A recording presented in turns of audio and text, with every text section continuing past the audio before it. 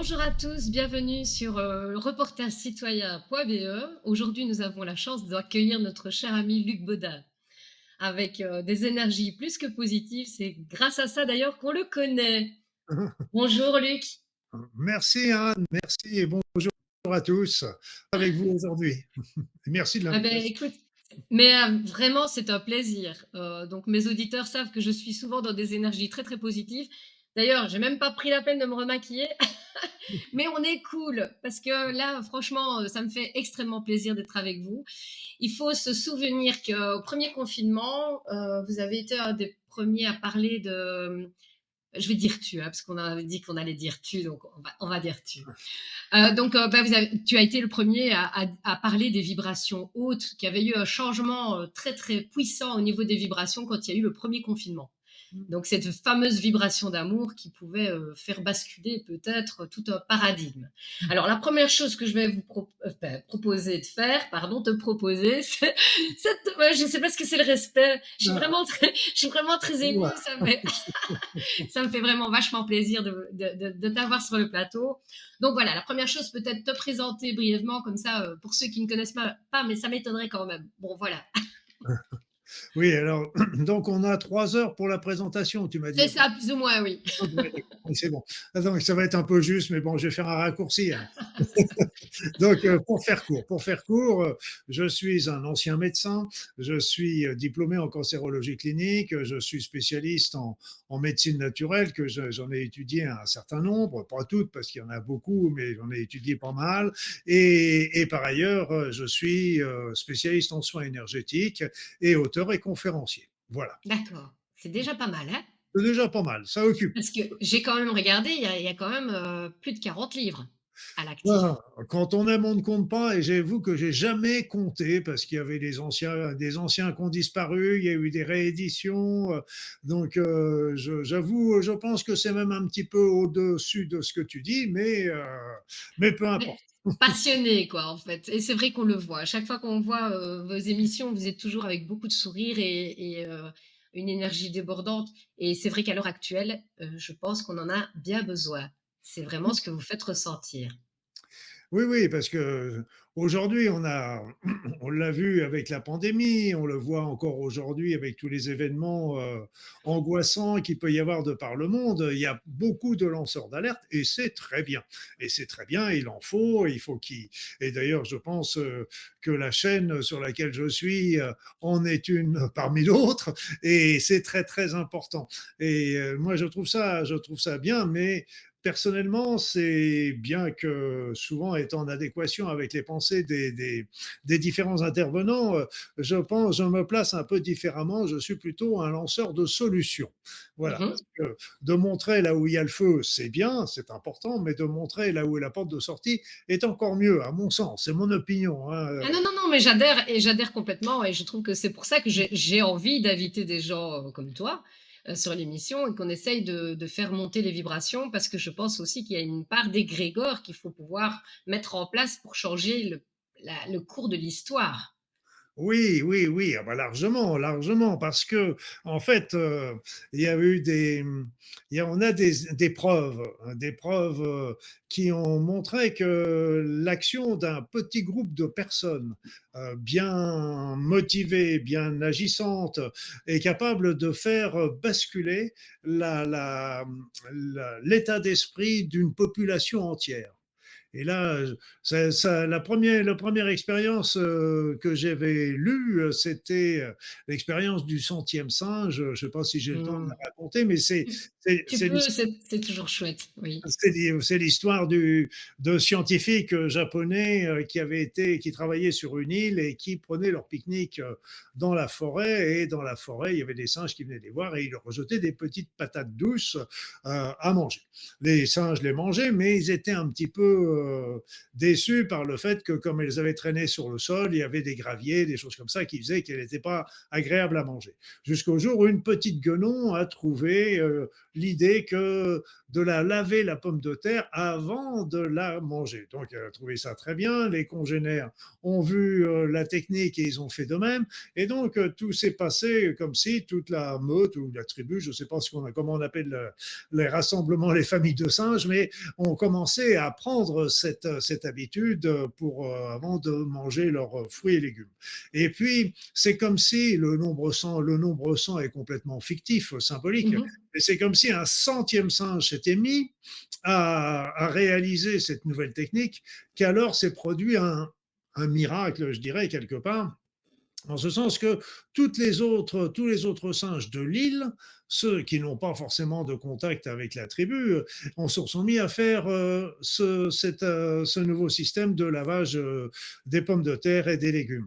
Mais plus fort encore, les singes des autres îles, donc qui n'avaient encore moins de contact avec les singes et les singes du continent, se sont mis à faire la même chose. Ça montrait qu'un petit nombre, là le nombre 100 est complètement fictif, mais un petit nombre de singes a réussi à faire complètement les paradigmes de l'ensemble des singes. Et puis, ce principe a été repris, enfin pas repris, a été aussi développé par un yogi indien qui s'appelle Maharishi. Maharishi qui travaillait, qui faisait beaucoup de méditation transcendantale. Et il avait considéré que, là encore, un petit groupe suffisait pour changer les paradigmes de la société. Et il y avait eu des expériences de fait dans certaines villes des États-Unis, sur certaines villes des États-Unis, avec des groupes qui se réunissaient pour méditer, faire cette méditation transcendantale sur la population, si bien que ça, on s'était aperçu qu'il y avait moins d'agressivité, moins d'agression, moins d'hospitalisation, moins d'accidents, etc., etc.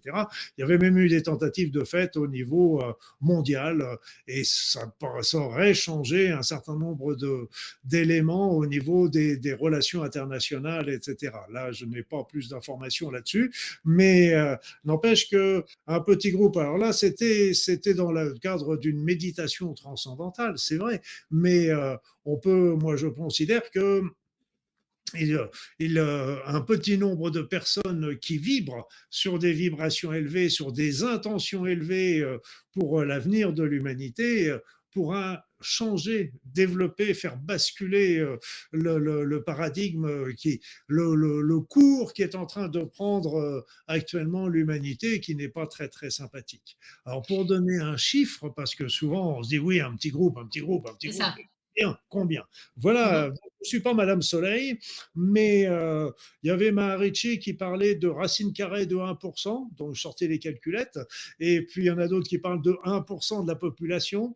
Moi, je pense que 1% de la population, pour la population mondiale, par exemple, ça représenterait peut-être 7 ou 8 000 personnes. Je pense que ce nombre est largement sous-évalué parce que je pense qu'il y a largement plus de 7 à 8 000 personnes sur toute cette terre qui sont dans des vibrations très hautes. Je pense simplement aux religieux, aux moines, aux nonnes, tous ces gens qui prient toute la journée. Mais ça n'empêche qu'un petit groupe suffirait pour faire basculer le paradigme de l'humanité, changer le cours qui a l'air pourtant inéluctable, mais moi je suis toujours très optimiste. Je pense que le pouvoir de la pensée est plus fort que celui de l'épée. Mais oui, je pense aussi. Mais alors tu en as fait les frais, en fait, ce week-end? Parce qu'il me semble que tu as été à un rassemblement ce week-end, non? Tu n'étais pas au rassemblement où il y a eu, justement 3 000 personnes qui étaient, rassemblées par rapport au Galactique, non? Tu n'as pas été Non, sur non, place? non, non, Ah non, non? non, Parce que j'ai pas été aucun place. j'ai entendu qu'ils ont fait une méditation et qui a été très, très puissante pour Mhm, vraiment rebondir là-dessus. Et ils ont reçu, en fait, 4 canalisations identiques mhm. à la fin. Et alors des preuves photos de certaines manifestations qu'ils n'auraient pas espérées. Donc ça a été très grandiose. Donc Très bien. j'ai eu ça, Oui. oui, oui, exactement. Non, non, Donc vraiment, J'étais dans Oui. un autre congrès en Bretagne qui était très joli aussi, avec des belles énergies, avec des beaux intervenants, des beaux participants, mais c'était pas celui dont tu me parlais qui devait se situer à Limoges, si j'ai bonne mémoire. C'est ça, exactement, oui, et j'ai eu des échos de personnes que je connais qui y ont été, donc ils ont pris en photo, donc ça, je suis sûre et certaine que ce n'est pas, il y a pas d'arnaque qui est possible, donc réellement, il y a eu une manifestation qui s'est faite. Donc comme quoi, effectivement, l'esprit est fort et beaucoup de neuroscientifiques parlent aussi du pouvoir de la pensée, de cet esprit créateur, en fait, au final. Oui, parce que la pensée, en fait, si on la décortique un petit peu, tous ces pouvoirs, elles sont extraordinaires et on n'en prend pas conscience. Le premier pouvoir, c'est le pouvoir qu'on a sur la pensée sur le corps. C'est Mmh. évident. On le voit déjà tout simplement avec l'effet placebo qui donne 30 à 35 d'effets bénéfiques de toutes les thérapies, de toutes conventionnelles, non conventionnelles, toutes 30 à 35. Ça varie entre 20 et 60. C'est énorme. Donc après ça, on a l'effet inverse avec le stress qui va donner des effets négatifs sur le corps. Donc on voit que pensée positive, pensée négative, tout ça, ça agit sur le corps. Mmh. Il y a d'autres études qui ont été faites également, comme quoi la pensée agit sur les autres. Et on s'est aperçu, une étude sérieuse qui avait été faite en marquant le bonheur était contagieux. Et rappelez-vous bien de ça, ça rejoint d'ailleurs un petit peu ce que disait Maharishi et tout ça, c'est qu'en fait, quand il y avait une personne qui était heureuse, ça irradiait sur la famille, les proches, bon ça d'accord, mais sur les amis des amis, les amis des amis des amis, donc des troisième degré d'amis, et on ne connaissait pas forcément la personne, et qui était heureuse, et c'est irradié à 1,6 km autour, etc. Ah oui. Donc c'était des études très très sérieuses. On a aussi la preuve sur avec les groupes de prière. Les groupes de prière qui ont été bien étudiés. Moi, j'ai eu la chance d'aller à certains groupes de prière qui étaient organisés par Maggie Lebrun, qui était vraiment la leader en France des groupes de prière qui a disparu. Cette femme, elle était merveilleuse, mais ça arrive même aux gens très bien et ça m'arrivera un jour. Donc, c'est pas grave, on repasse de Oui, l'autre non, c'est un côté. passage, C'est un exactement. passage, il n'y a pas de souci. Mais le fait est qu'il y a eu des études de fait qui ont bien montré que la prière, les groupes de prière agissaient aussi très bien sur la santé des personnes. Il y a eu des études médicales de fait. Donc ça agit sur notre corps, ça agit sur les autres, ça agit sur la matière, parce qu'on le voit très bien avec la notion par exemple, des physiciens quantiques qui se sont rendus compte que leurs pensées modifier les résultats de leurs études. Donc après ça, on arrive changeant donc on arrive bon an mal an à la notion de la loi d'attraction qui fait que nous nous vivons toujours ce Pensons. que nous pensons, la plupart du temps inconsciemment. Et donc c'est bien ça le problème, c'est qu'elles ne sont pas conscientes. Donc c'est ça qui. Mais tout ce qui nous arrive de près et de loin, j'insiste aussi sur de loin parce que beaucoup de personnes disent oui, oui, bon, bah, je comprends, ça agit sur ma vie, etc. Mais ce qui se passe dans le monde, quelque part, nous en sommes aussi les créateurs. Nous en sommes aussi les créateurs. Moi, je voyais ça avec les présidents de la République. À chaque fois qu'il y a eu une élection en France, et bon, je demande autour de moi, tiens, t'as voté, c'était Macron, t'as voté pour Macron, non, t'as voté pour Macron, non, t'as voté pour Macron, mais qui c'est qui a voté pour Macron? On ne retrouve personne qui a voté pour Macron.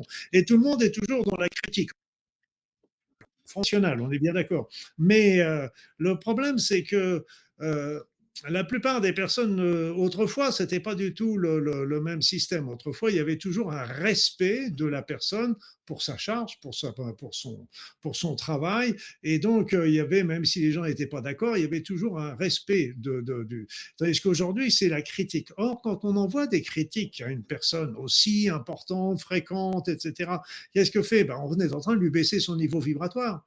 Et quand on lui baisse son niveau vibratoire, ça ne va pas l'aider à prendre les bonnes décisions, les bonnes actions, les bons décrets, les bonnes lois, etc. Donc, quelque part, nous en sommes responsables s'il sort des choses qui ne sont pas ce que nous espérerions. Donc, Alors ça me fait un peu penser à l'exemple de l'expérience du riz.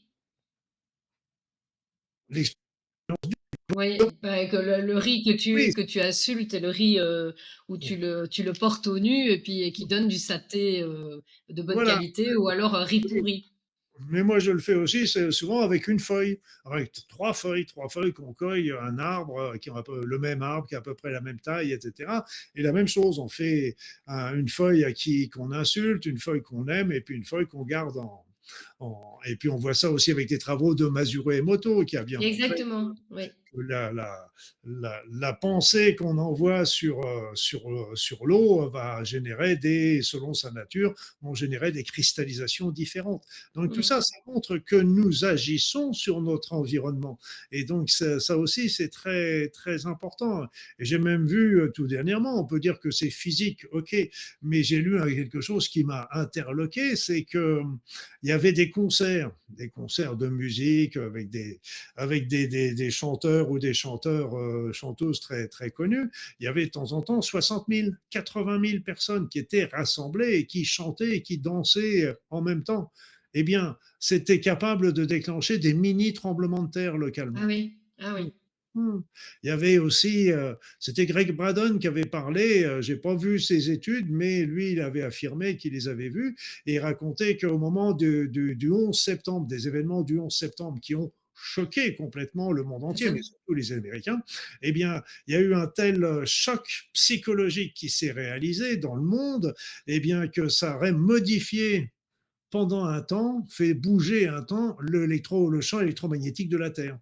Donc ça montre toute l'action qu'on peut avoir et puis c'est surtout cette notion de nous rendre responsables de ce qui nous arrive, et pas de la culpabilité, c'est surtout pas ça. Ça c'est une autre manière de voir mais une responsabilité. Et ça c'est important parce que quand on a une responsabilité, quand on prend la responsabilité de ce qui nous arrive, on a une altercation, par exemple, avec quelqu'un.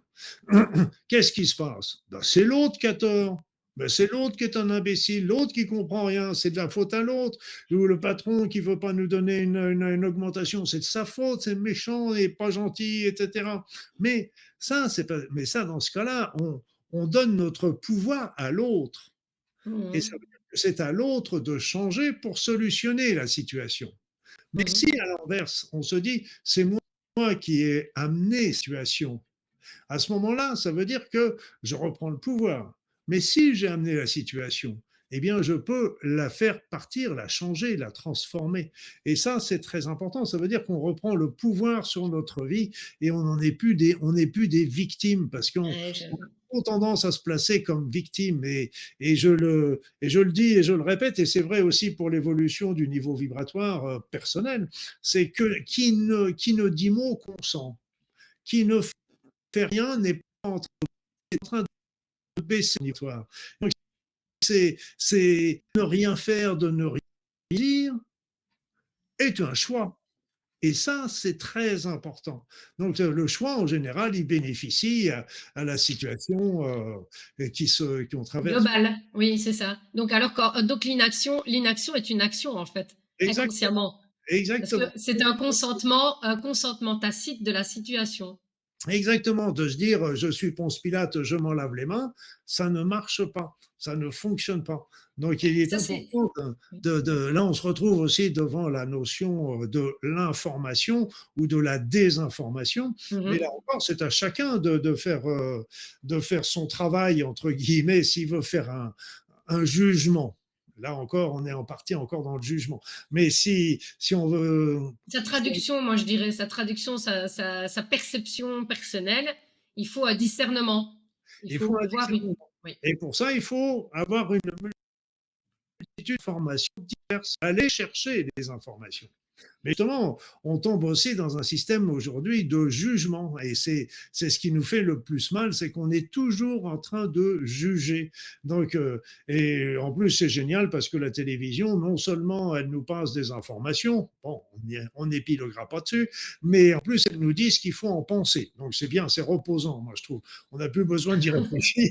On C'est a, ça, quoi. Mais oui, c'est on vrai, a c'est tout finalement, pris. oui. On a Exactement, tout. c'est prédigéré, en fait. On Eh n'a même plus oui, tout besoin de à fait. digérer, c'est prédigéré. on nous mélange savamment ce qui se passe, ce qui se passera, ce qui pourrait se passer, ce qui s'est passé, si bien qu'à la fin, on sait même plus, on sait même Ce plus. qui se passe ce qui va se passer ou ce qui risque de se passer ou ce qui ne s'est jamais passé et Oui, effectivement, alors avec ça, on crée, une peur. un futur qui n'existe pas.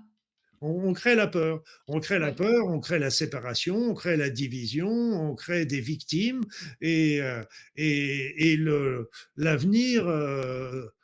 Est-ce que toi, tu arrives à le contrôler, le futur, toi, hein? Moi, Ah j'arrive beh, non, mais Moi, j'arrive non. même pas à le contrôler sur moi. Donc, le seul, personne peut contrôler le futur. Personne peut dire comment que ça va se passer, ce qui va se passer.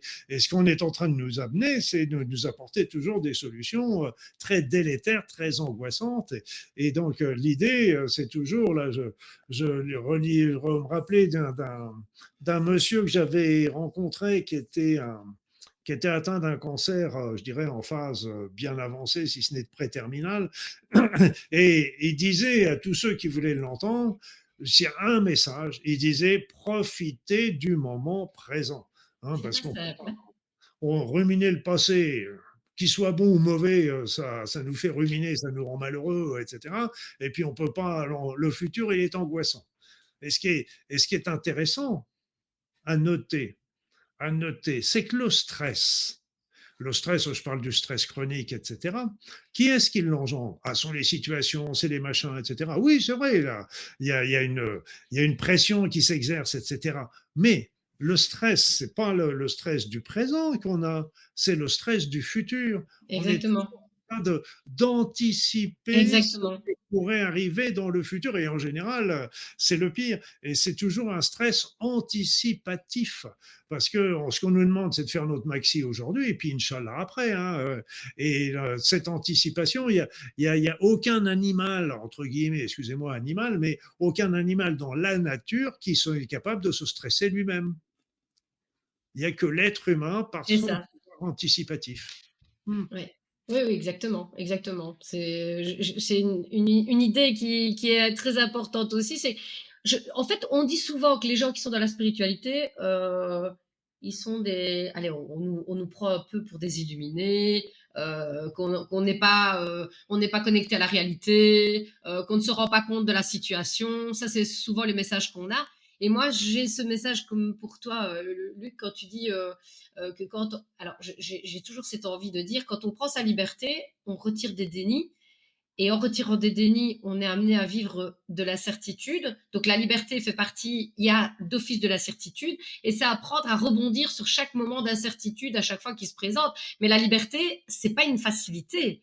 La liberté, c'est de vivre en n'ayant aucun parasol doré. Et je veux dire, donc, prendre sa liberté, c'est peut-être ne plus recevoir de l'aide du chômage, c'est peut-être décider de ne plus vivre dans une société qui est construite, qui nous dirige, qui nous modèle. C'est un peu comme les enfants, quoi.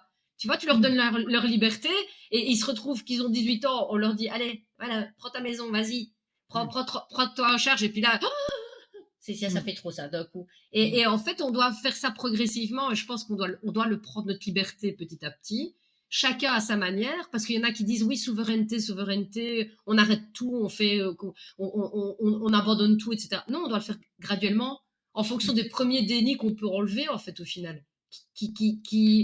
Ces dénis, c'était des protections qui ne sont plus nécessaires parce que ben, tu as la foi, parce que tu grandis spirituellement et qu'au fur et à mesure, il faut que tu changes. Oui, je dirais que tout ça, ça se passe naturellement. Pour moi, de toute façon, ma liberté est mon bien le plus précieux, pour moi. Donc ça, c'est clair, c'est ma motivation number one. Et ce qu'il faut bien comprendre, c'est que nous sommes libres tous autant que nous sommes depuis le jour de notre naissance. Et après, c'est nous qui donnons notre pouvoir. Notre pouvoir pour qu'on nous dirige, pour qu'on nous fasse ceci, pour qu'on vienne nous protéger, pour ceci, pour cela. Facilité. C'est nous qui donnons notre pouvoir. Alors, on peut donner le pouvoir hein, dans le sens qu'on est bien obligé de vivre dans cette société on est bien obligé d'avoir de la lumière, on est bien obligé d'avoir du chauffage en hiver, on est bien obligé d'avoir... donc, on est un minimum, mais l'essentiel est de toujours garder sa liberté de penser et sa liberté de parole et sa liberté d'action. Voilà, parce que je dirais qu'il y a les besoins de type Maslow que la société peut nous proposer de développer. On rêve tous d'avoir un jour l'énergie libre où on pourra encore être plus libre par rapport à tout ça. Mais, euh, mais cette liberté est très très importante et cette liberté se rapproche d'ailleurs de la responsabilité dont on Exactement, voilà, parce c'est que ça. on prend la responsabilité de notre vie, etc. C'est un peu comme les assurances. Ok, je prends une assurance pour me couvrir si je suis ceci, cela. Ok. Après ça, on peut se dire non, je fais ma propre assurance. Voilà. Et puis j'économise les cotisations. Chacun, là encore, c'est chacun est libre de ses choix. Mais ce qu'il faut Oui. comprendre, c'est qu'on est responsable des conséquences de nos choix. Et ça, c'est très, très important. Et ces choix, oui, mais je fais comme tout le monde, oui, je fais. Oui, oui, non, non, non, non. Il y a plein de personnes qui se sont rebellées, qui n'ont pas suivi les indications de tout ce qui s'est passé pendant la pandémie. Il y a plein de choses comme ça. Ils ont fait leur choix. On les a présentés comme étant des mauvais citoyens, mais en fait, c'était des personnes euh, qui maintenaient leur liberté, tout simplement. Et ça me paraît extrêmement important de continuer toujours à, à respecter cette liberté, à respecter, à se sentir libre à l'intérieur de soi. Ça, c'est Mmh. vraiment quelque chose qui est important. C'est pas toujours facile à faire dans la société. Il y a toujours un petit peu une balance qui se crée, mais il faut toujours le garder ça bien en tête que, que il y a des vérités qui sont des évidences et là je dirais par exemple, je vais parler encore d'un point qui fâche, je le sais bien, mais c'est pas grave. Je vais parler de Big Pharma. Oui. Mmh. Que je connais bien, vu que j'ai été médecin pendant 25 ans. J'ai utilisé ces produits. Et si je tombais malade demain, je serais très content d'utiliser ces produits. Donc, c'est le côté positif de tout ça. Ils font des études, des recherches qui sont magnifiques, qui sont extrêmement intéressantes et qui font avancer la science médicale. Ça. Mais d'un autre côté, il faut bien comprendre que c'est une industrie pharmaceutique. Mmh. Qui dit industrie veut dire gros sous, tout simplement. Profit. Oui. Profit. Voilà, donc il ne faut pas se voiler la face en se disant, OK, non, non, c'est OK, ils vont jamais faire d'études, par exemple, sur une vitamine, par exemple, la vitamine C dans le cancer. Parce que si par Ça malheur, coûte rien, ça ne si ça coûte rien. marchait, et Ben si ça oui, et si ça mais marchait, ben évidemment, ils ne peuvent pas commercialiser la vitamine C, donc ils ne feront pas ces genres de choses. Donc, comme on dit souvent, comme c'était Einstein disait, il ne faut pas critiquer un poisson parce qu'il n'est pas capable de grimper à un arbre. Eh bien là, c'est un peu la même chose. Il ne faut pas critiquer Big Pharma parce qu'il a ses limites. Donc, faut être lucide, garder une certaine lucidité et ne pas rester, de pas penser qu'on vit dans un monde de bisounours aussi. c'est Hein. ça, c'est ça, oui. C'est tout. Mais d'un autre côté, c'est pas grave. Ce qu'il faut savoir, et pour moi, c'est très important, c'est qu'avant notre incarnation, nous avons choisi, je dirais, il y en a qui parlent de mission, disons, moi je parle plutôt de chemin de vie. Et pour faire ce chemin de vie qui est fait de toutes ces expériences que nous rencontrons quotidiennement, sans arrêt, mais pour faire ce chemin de vie, pour comprendre, pour avancer, pour évoluer sur notre route, nous avons choisi les parents, la famille, la société, le niveau social, le professionnel, la couleur de notre peau, la religion dans laquelle nous allons baigner, etc.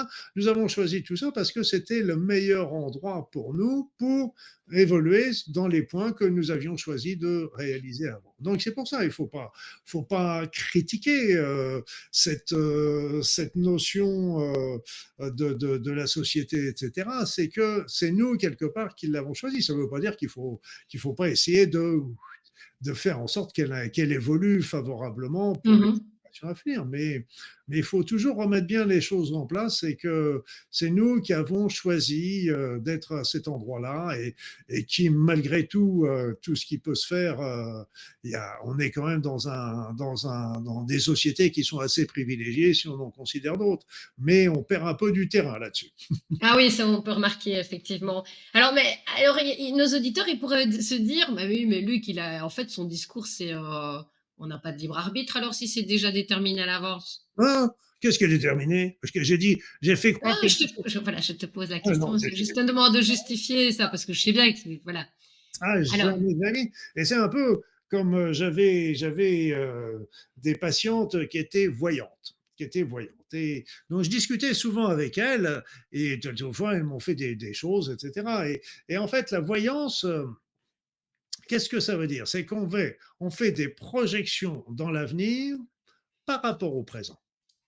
Et dans les sociétés ancestrales, ils utilisaient beaucoup la voyance, les pythis, les prêtresses, etc. Parce que, et c'était elles qui décidaient en général. C'était des sociétés matriarcales et il n'y avait pas de guerre pratiquement à cette époque-là. Et en fait, qu'est-ce qui se passait? C'est que si la prêtresse avait prévu, par exemple, un bel avenir pour le royaume, donc tout le mmh. monde était content et donc on ne changeait rien. Mais si aventure, elle montrait qu'il risquait d'y avoir des isanies, des révoltes, etc. Donc d'un seul coup, eh bien, qu'est-ce qui se passait? C'est que les gouvernants à l'époque changeaient des lois, réformaient, etc. pour à ce moment-là changer l'avenir. Un outil divinatoire, c'était Ah, plutôt un outil de direction. un outil de direction, on changeait le fil du futur. Et donc, rien n'est jamais écrit. Et c'est pour ça que on a, même au niveau génétique, c'est ça qui est aussi extraordinaire, c'est il y a eu une grande découverte qui s'est faite maintenant il y a une vingtaine d'années avec l'épigénétique. Oui, tout à fait. Ah oui, parce qu'on pensait au départ qu'on avait des gènes qui étaient immuables. Oui, c'est vrai, on les a, ils sont immuables, sauf si on est avec des radioactivités, etc. Mais ils sont immuables. Mais seulement parmi tous les gènes que nous avons, il y en a qu'une petite partie qui est codant, qui est exprimée. Et en fonction de nos mode de vie, en fonction de nos pensées, de nos vécus, de nos émotions, etc., on est capable d'ouvrir et de fermer les gènes. Oui, tout à fait. Donc et avec un mode de vie sain, une vie harmonieuse, des pensées équilibrées, on est capable de fermer des gènes de la maladie pour apporter les gènes de la santé et de la longévité. Donc ça veut dire que là aussi, ça montre bien que rien n'est écrit. Par contre, si on reste dans le même domaine, bon, bah si on ne change pas, bon, là on va suivre le fil qui correspond. Non, non, C'est non, ça. non. Moi, je suis là encore, on est les maîtres de notre destin. Toujours liberté. C'est ça, mais c'est pour bien rappeler en fait la différence. Alors moi je prends l'exemple toujours, on est à un point A, on termine à un point B, ça c'est déterminé à l'avance, c'est un peu notre chemin de vie entre guillemets qu'on avait enfin qui nous est proposé de venir expérimenter. Mais qu'entre temps c'est comme une piste de ski, tu décides d'aller à gauche ou tu décides d'aller à droite, peu importe, parce qu'au bout tu arriveras quand même au point final. Ah, Oui, sauf que là, faut faire très attention parce que, à bien se comprendre, c'est qu'en fait, la mission n'est pas le final. non, oui, La mission, c'est la piste de ski. c'est ça. D'accord? Découverte, Donc oui. ça, c'est très important. C'est un peu comme disait Lao Tzu avec le bonheur n'est pas au bout du chemin, le bonheur, c'est le chemin. La Mhm. mission, c'est le chemin. La mission, c'est le chemin de vie avec toutes les expériences que nous traversons. Alors, il y en a certaines qui sont faciles, qu'on des situations qui pourraient être difficiles pour certains, mais nous, qu'on va arriver à surmonter facilement parce que on a des points de vue, des croyances qui vont nous permettre de les surmonter, mais il y en a d'autres, ça va être des épreuves. Et là, elles sont là justement pour nous faire changer, comprendre, évoluer, etc. C'est pour ça que la mission, alors on peut présenter une mission avec des droites, des gauches, on peut les monter avec des hauts et des bas, etc. C'est un peu comme dans le chemin spirituel. Euh, Rien n'est jamais acquis. Rien n'est jamais acquis parce qu'on peut très bien évoluer dans un certain domaine et puis un beau jour, à la suite de certains événements, etc., on a vu ça par exemple avec des prêtres qui ont perdu complètement la foi aussi hein, à la suite de certains événements. Donc rien n'est non plus acquis. C'est un chemin et quand on a rempli toutes les expériences que nous étions devenus venir, que nous venus vivre, que nous les avions surmontées, solutionnées. Là, on arrive au but final, et quand on arrive au but final, en général, on a des petites ailes qui poussent dans le dos parce qu'on retourne à la maison. Ah, j'aime bien ce mot, c'est, un mot que j'avais entendu, on rentre à la maison et je trouve ça très joli. En fait et quand on se trompe de chemin de vie alors? C'est pas grave. C'est pas On reviendra dans une autre vie pour refaire. On a mais du, c Mais alors, quand on nous dit, par exemple, oui, tu as fait un accident de voiture, c'est parce que tu t'es trompé de chemin de vie, et là, c'est ton âme qui te recadre et qui te dit, hop, on recommence. Enfin, Oui, tu t'es trompé c'est possible que ce soit un peu ça? oui, moi, ça m'est arrivé d'ailleurs, c'est un bon exemple. J'étais en train de monter un centre d'information de médecine naturelle et puis d'un seul coup, boum, j'ai eu un accident. C'est pas moi qui conduisais, mais peu importe. Et ça m'a arrêté dans mon élan. Oui. Et quand j'ai été en convalescence pour mes quelques fractures qui n'étaient pas bien méchantes, mais eh bien c'est là que j'ai écrit mon premier livre. C'est là que j'ai commencé à me former en cancérologie clinique. C'est là où j'ai fait véritablement ce que j'avais envie de faire. Et donc, alors, ce sont des rappels à l'ordre qui peuvent arriver. Après, la vie est pleine de signes et pleine de symboles, ça c'est vrai. Mais ce qu'il faut savoir, c'est que on a plein d'expériences à vivre dans cette vie. Il se peut très bien qu'on soit bloqué sur une expérience qu'on n'arrive pas à solutionner. Il se peut très Mhm. bien qu'on fasse un choix qui ne soit pas le bon Opportun. choix. Mais si on fait le mauvais choix, entre guillemets mauvais, il n'y a pas de mauvais choix en sens vrai du terme, parce que si on fait ce mauvais choix, pour garder ce terme, à ce moment-là, ça va nous emmener vers des voies qui vont nous montrer que Apprendre. c'est péjoratif pour nous, pour les autres, etc. Et si on est assez ouvert, on va s'apercevoir qu'on a fait fausse route, mais qu'on va revenir en arrière. Mais il y a des fois, on ne va pas vouloir l'admettre dans cette vie. Et donc, on derrière à rejouer la scène. C'est pas une punition. C'est Non. le karma punition. Moi, je suis pas d'accord. Non, c'est de la bienveillance. Il n'y a pas de jugement. Il y a des jugements nulle part. Mais seulement, là, on revient à jouer la scène parce que on n'a pas compris la première fois. Bon, bah, tu vas la rejouer parce que peut-être que cette fois-ci, tu y arriveras mieux.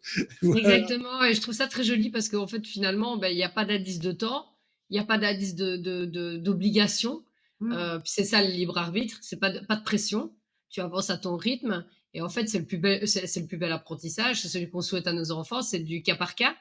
Hmm. C'est-à-dire qu'on a un professeur individuel qui nous dit, ben voilà, toi, être un peu plus lente pour comprendre ça, c'est pas grave, on va te le représenter quelques fois, mais Oui, par contre, là, tu évolues très vite. Bah, écoute, on va te tracer ta route de ce côté-là, mais on va quand même te donner ces petits apprentissages-là parce que tu traînes sur la matière sentimentale, par exemple, tu traînes alors que la matière professionnelle, tu ne traînes pas. Ben, fonce dans ta matière professionnelle, mais à chaque fois, on te rappellera, et sentimentale, tu n'es pas encore au top, hein, grande. Ouais, ouais, il y a il des va problèmes. falloir que tu repasses ta copie, hein.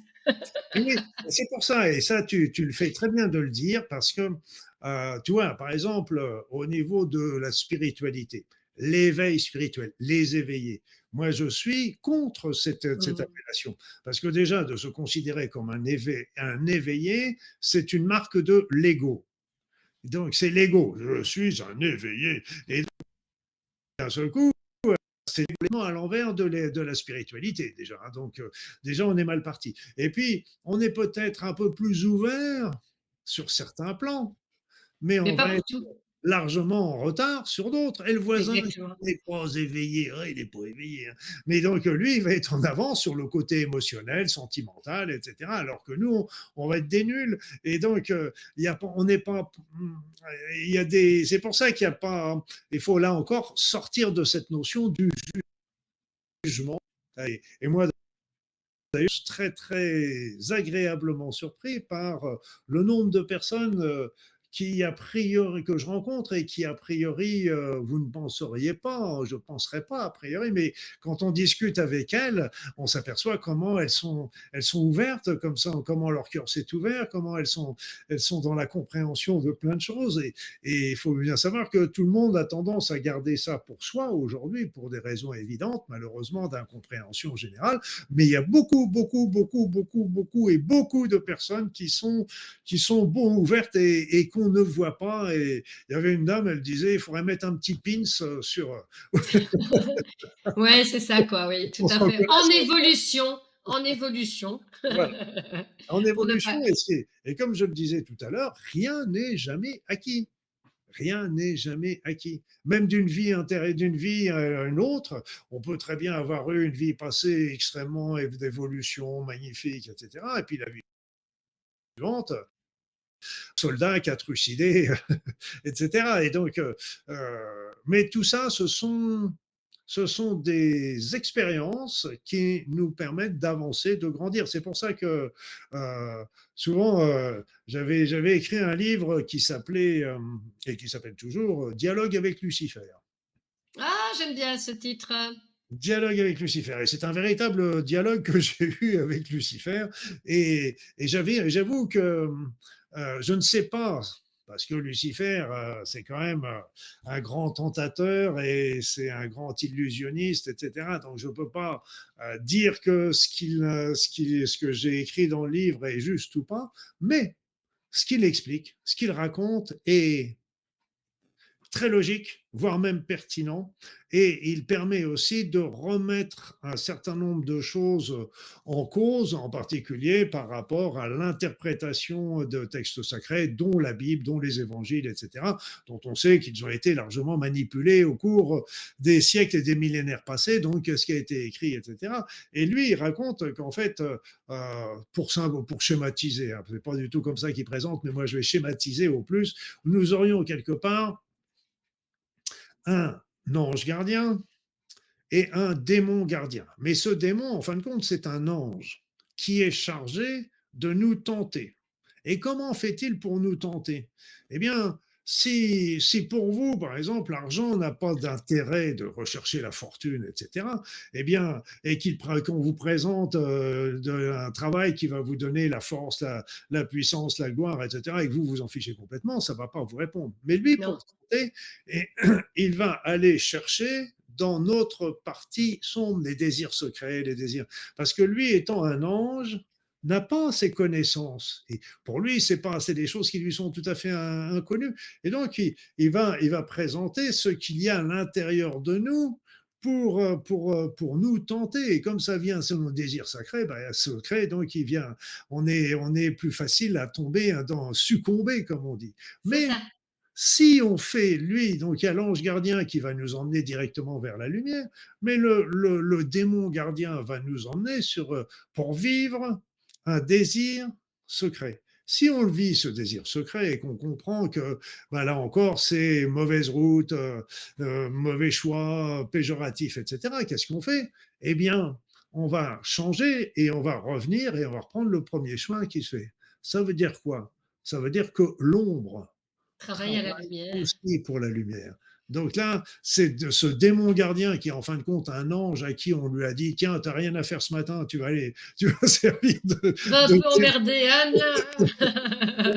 pour éplucher les pommes de terre. Et oui, exactement.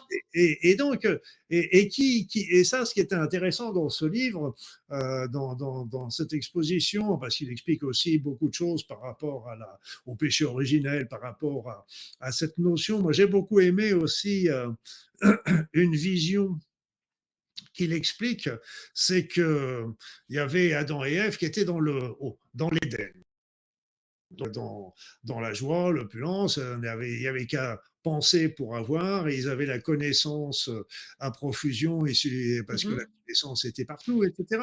Et puis, ils sont arrivés là-bas, et puis ils ont grandi, et puis ils sont arrivés à l'adolescence. Les L'adolescence. hormones qui travaillent, Et d'un seul coup, sans même parler les d'or. nénés de Ève qui grossissaient, Et, les poils en dessous des bras d'Adam. et puis, c'est surtout, qu'est-ce qu'on en a marre des parents, et puis C'est le ça. vieux barbu là qui prend toutes les décisions, on en a marre, et puis etc. Donc c'était l'adolescence, la révolution, on en a marre, et donc c'est un peu comme les ados qui quittent la maison en claquant la porte. Donc on a voulu, les êtres humains ont voulu prendre leur autonomie. Émancipés. Donc ça Exactement. n'a pas été une surprise pour le bon Dieu, bah, tout comme ce n'est pas une surprise pour les parents quand les ados font une crise de l'adolescence. Tout le monde s'y attend. On est tous en train de se dire, mon Dieu, comment ça va se passer, mais on sait que ça va arriver. Et donc, et là, il s'est passé quelque chose à mon sens, très intéressant. C'est-à-dire que au lieu de balancer les êtres humains comme c'est écrit dans la matière, etc., eh bien, les êtres qui étaient des êtres asexués, etc., il les a endormis et ils sont toujours au paradis. C'est-à-dire, nous sommes toujours au paradis. Et là, aujourd'hui, nous serions quelque part des avatars de ces êtres endormis qui sont en train de rêver ce que nous vivons. Et Alors, nous, j'ai envie de rebondir là-dessus parce que c'est vraiment quelque chose que je pense de plus en plus aussi. C'est que pendant la nuit, on travaille parfois beaucoup plus que pendant la journée, hein, parce qu'on a des rêves quand même très, très, très forts. Et tant bien que maintenant, encore plus qu'avant, je trouve, on est beaucoup plus conscient de ce qui se passe pendant la nuit. Et moi aussi, je suis dans cette idée qu'en fait, on est dans des corps pour venir expérimenter effectivement des sensations. Alors moi, je prends ça comme si on était des petites cellules épidermiques du grand tout et qu'on alimentait les mémoires akashiques. Donc à chaque fois que je viens toucher, expérimenter le chaud, le froid, etc., l'essentiel en fait, c'est que la grande conscience, elle est toujours en expansion et elle utilise les petites consciences puisque c'est en fractal et que c'est vraiment du macro et du micro. Nous, en micro, on fait exactement la même chose, mais alors en faisant ça en micro, en accumulant toutes les connaissances de tous les petits micros, on se retrouve en macro. C'est-à-dire qu'on grossit la conscience collective en oui, connaissance. et puis on peut se poser la question de se dire, si tu veux, pour revenir un petit peu à ce dormeur du paradis, c'est que Dieu nous a permis d'éviter que nous vivions dans la matière. Donc on vit par procuration. Donc, c'est déjà un très grand cadeau qu'il nous a donné. Et puis, si on pousse un peu les choses un plus loin, les interrogations encore plus loin, on pourrait se dire, mais pourquoi le divin nous a créés? Pourquoi a-t-il créé les anges, les archanges? Pourquoi a-t-il créé les êtres humains? Et là, évidemment, c'est c'est prétentieux de dire, nous, avec notre petit cerveau, par rapport à ce que peut représenter la conscience divine, mais on a un indice quand même qui est intéressant, c'est que Dieu nous aurait conçus à son image. Exactement. Or, qu'est-ce que nous venons faire sur cette terre? En fin de compte, il y a une mission, machin, etc. Ok, ok. Mais au-delà de ça, on est en train de découvrir ce que nous sommes, qui nous sommes. On essaie d'expérimenter via l'extérieur, qui est en fin de compte le reflet de notre intérieur, ce que nous sommes vraiment.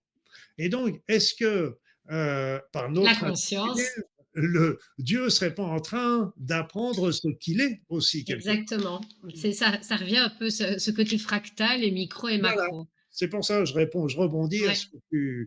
Alors évidemment, nous, on a avec notre petite conscience de cellules par rapport à à la conscience du tout, c'est difficile de d'imaginer d'imaginer le tout, mais bon, on a des petits indices quand même qui peuvent nous aider un petit peu sur cette route. Après ça, il y a la notion de la matrice de cet univers. De cet univers informé, c'est une énergie, c'est un univers vibratoire énergétique informé. Et après ça, ils disent, il y en a d'autres qui disent, il y a une matrice artificielle dans la matrice divine. Là, on arrive dans des situations, dans des chemins qui sont plus étriqués, plus difficiles. Voilà. Alors, moi, cette vision-là de matrice, comme ça on échange, c'est bien.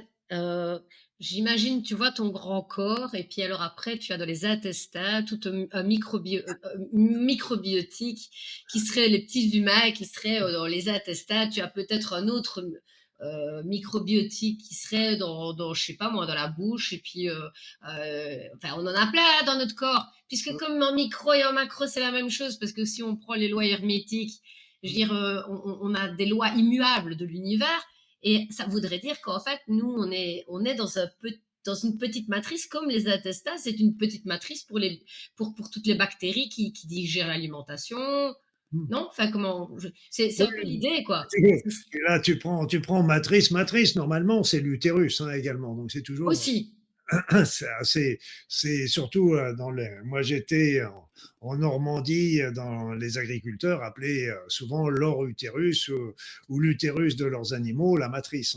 Et donc, la matrice, d'ailleurs, c'est tout un symbole, cette matrice, si on symbolise l'utérus, mais c'est pour ça que ce mot est malgré tout tombé plus ou moins en désuétude, et c'est pas plus mal parce que je ne trouve pas très. Et par contre, moi, j'aime mieux parler d'un champ d'énergie informé.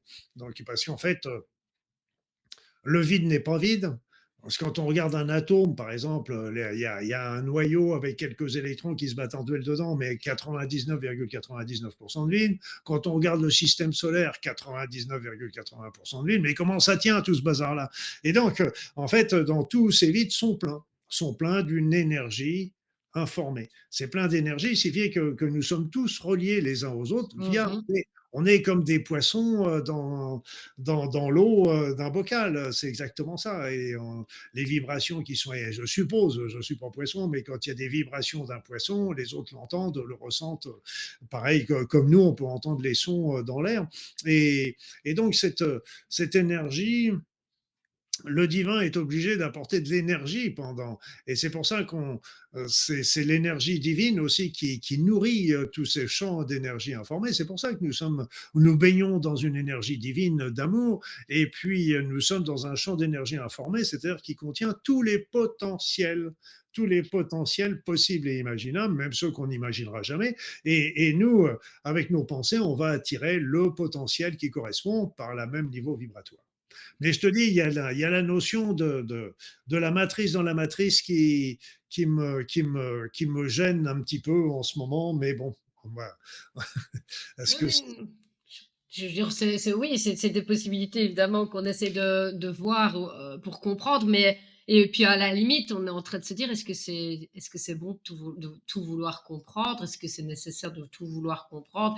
C'est parce que l'humain est dans une conscience, ben, c'est ce qui nous différencie quand même de l'animal, c'est que nous, on cherche toujours à comprendre tout et ça nous a pas oui, toujours apporté que du bien-être. Et là, de nouveau, c'est le fruit de la connaissance du bon et du mauvais qui a fait que si ça se met, on n'aurait pas eu ce fruit de la connaissance du bon et du mauvais, on serait toujours très naturellement tout nu dans la forêt et on ne verrait pas le mal. je, Et...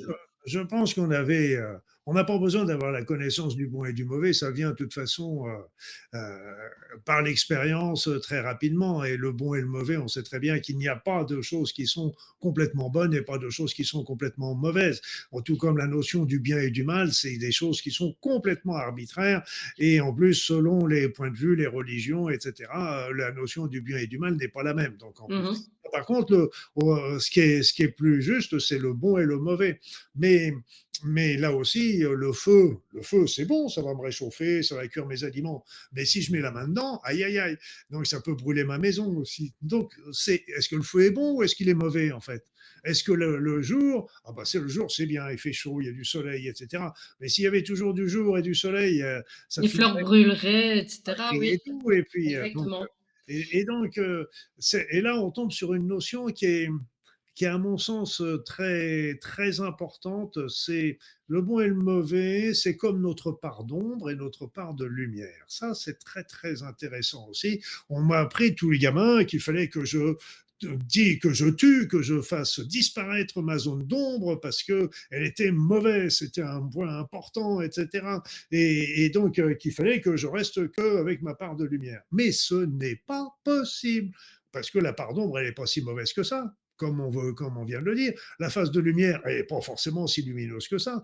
Et en fait, c'est comme les deux faces d'une même pièce, c'est le yin et le yang. Yes, oui. Et ils se complètent.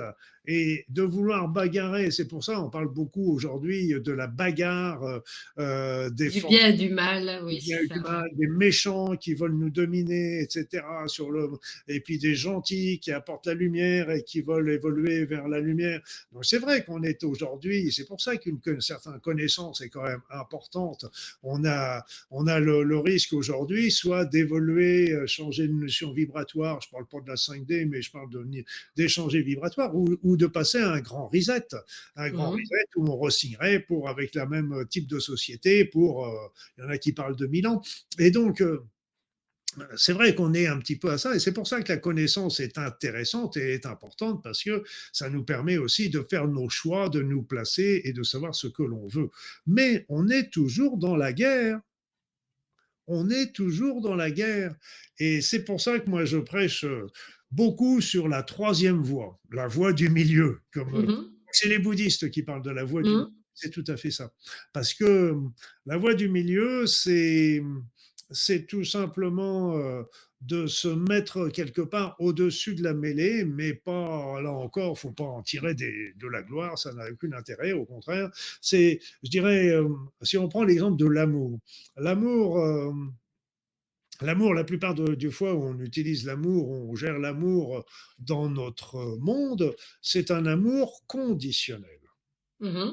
Je t'aime parce que tu es mon autre moi, je t'aime parce que tu fusionnes avec moi, je t'aime, si tu changes ceci ou cela, je t'aime. C'est l'amour conditionnel. Cet amour conditionnel, c'est vrai que c'est un amour qui se met en opposition avec la haine, par exemple. OK. Mais il y a un autre amour qui est encore beaucoup plus important, et ça, c'est l'amour inconditionnel. Et ça, c'est celui-là qu'il faut atteindre. C'est-à-dire, amour inconditionnel, ça veut dire qu'on va aimer les deux côtés L'amour inconditionnel. conditionnels. Et Eh, oui, eh si oui, ça se met, on s'est trompé dans la traduction, c'est encore une si tu prends le langage des oiseaux, je pense qu'on est presque à ça. L'amour inconditionnel. C'est je dire, finalement, c'est de pouvoir se rendre compte que c'est nous on doit apprendre à aimer.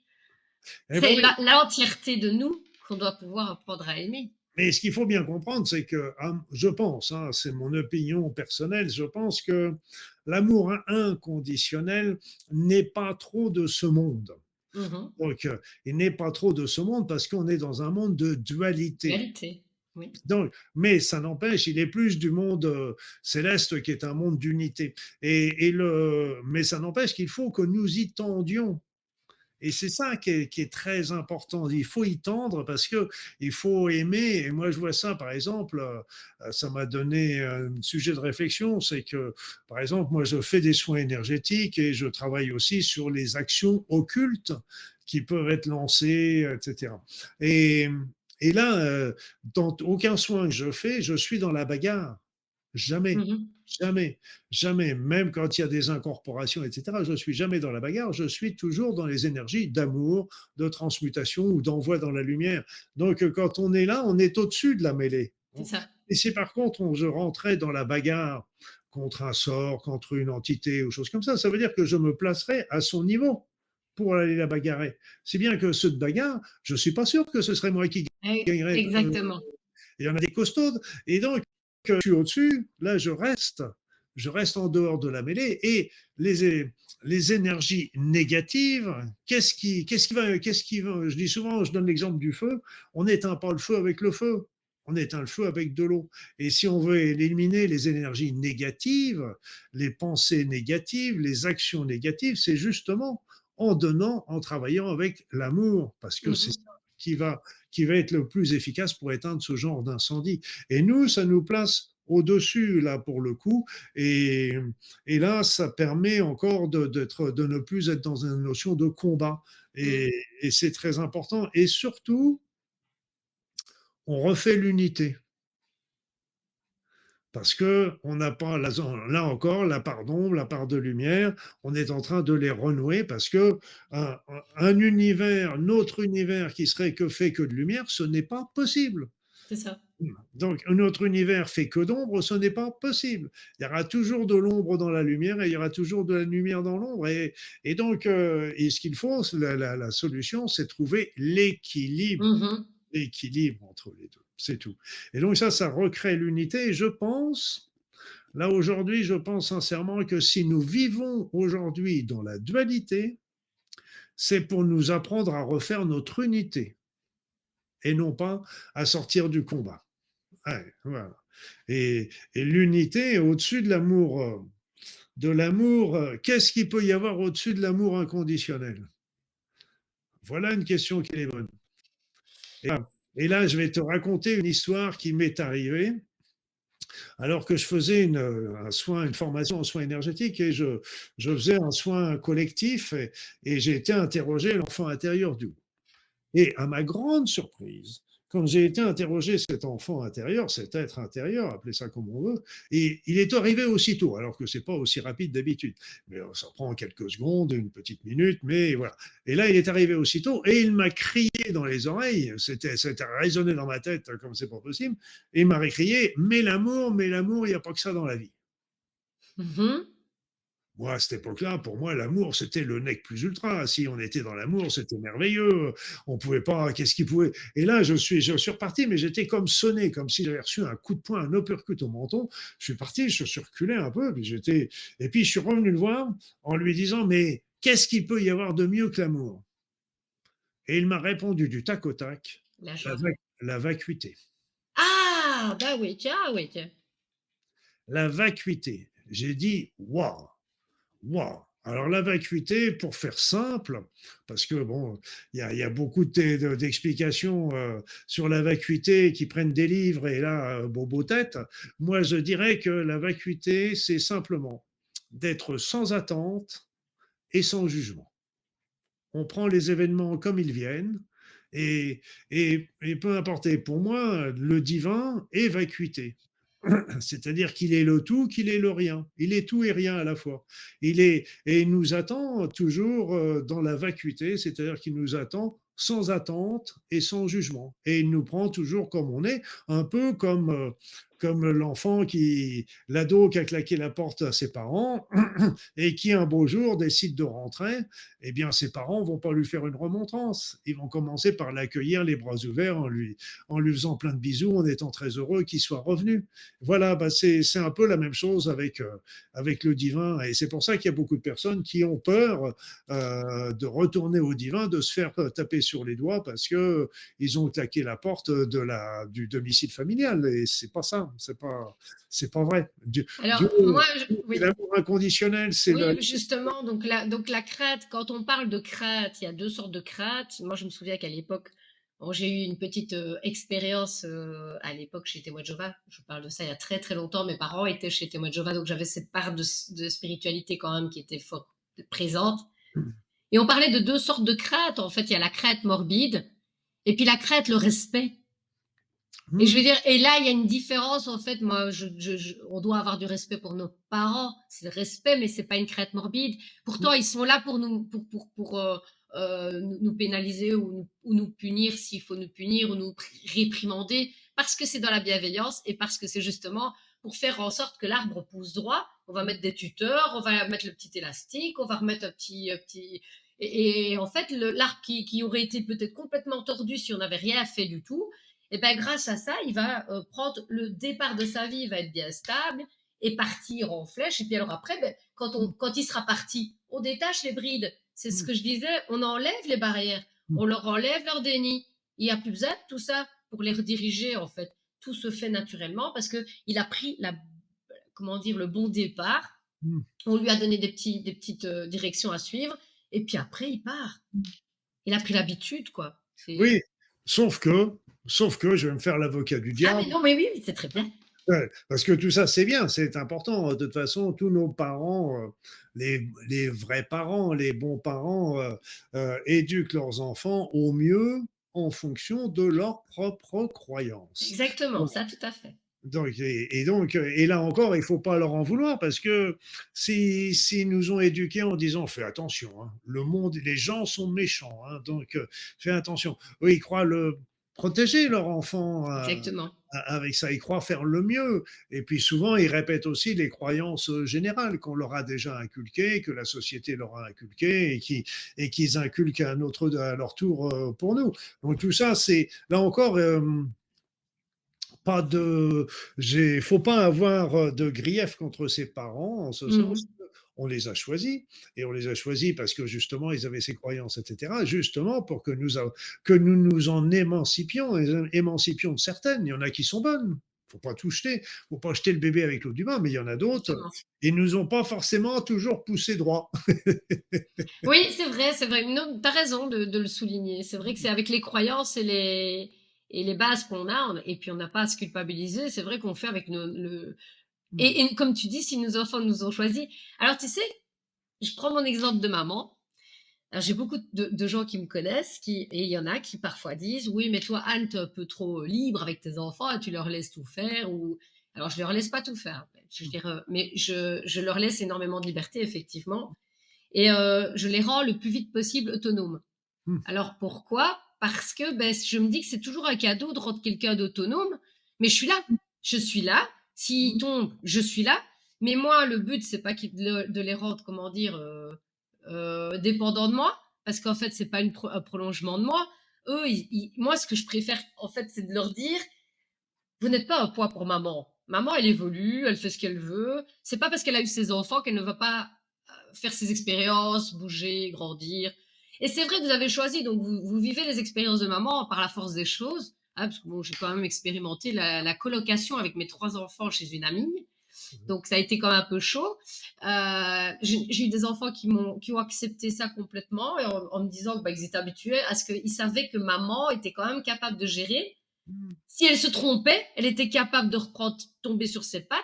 Et c'est en fait finalement l'exemple que j'ai laissé à mes enfants, c'est pas de se dire maman elle a complètement folle. Non, ils savent dire que maman elle tire, elle prend des décisions et elle tire les conséquences de ses décisions et elle rectifie s'il faut rectifier.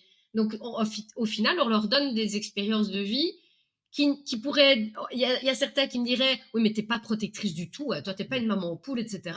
Mais qu'est-ce qui est mieux en fait? Est-ce qu'on est mieux à être en surprotection sur ses enfants parce que nos enfants, il faut les protéger absolument? Ou alors je ne dis pas de les laisser, enfin, je veux dire sans aucune protection, mais peut-être de les laisser un peu plus libres, mais aussi à la fois d'être plus libres. Parce que Oui, bah, les 2, il faut trouver l'équilibre et je pense que là où je te rejoins à 100, c'est que, le plus beau cadeau qu'on peut donner à nos enfants, c'est de les rendre autonomes, autonomes de tout le monde, y compris de nous. Et c'est vrai que, la protection, et j'ai pris beaucoup de leçons quand j'étais parti, parce que j'ai habité un certain nombre de temps en Nouvelle-Calédonie, puis j'ai été donc plusieurs fois en Australie. Et là, j'étais assez impressionné par l'éducation que donnaient les Australiens à leurs enfants par rapport au danger. Par exemple, quand il y avait un gamin qui marchait sur un muret, un petit gamin qui marchait sur un muret où il y avait un précipice derrière, nous, on est tout de suite là en train de dire descends là ou prends la main de papa, etc. Eux, ils le laissaient faire.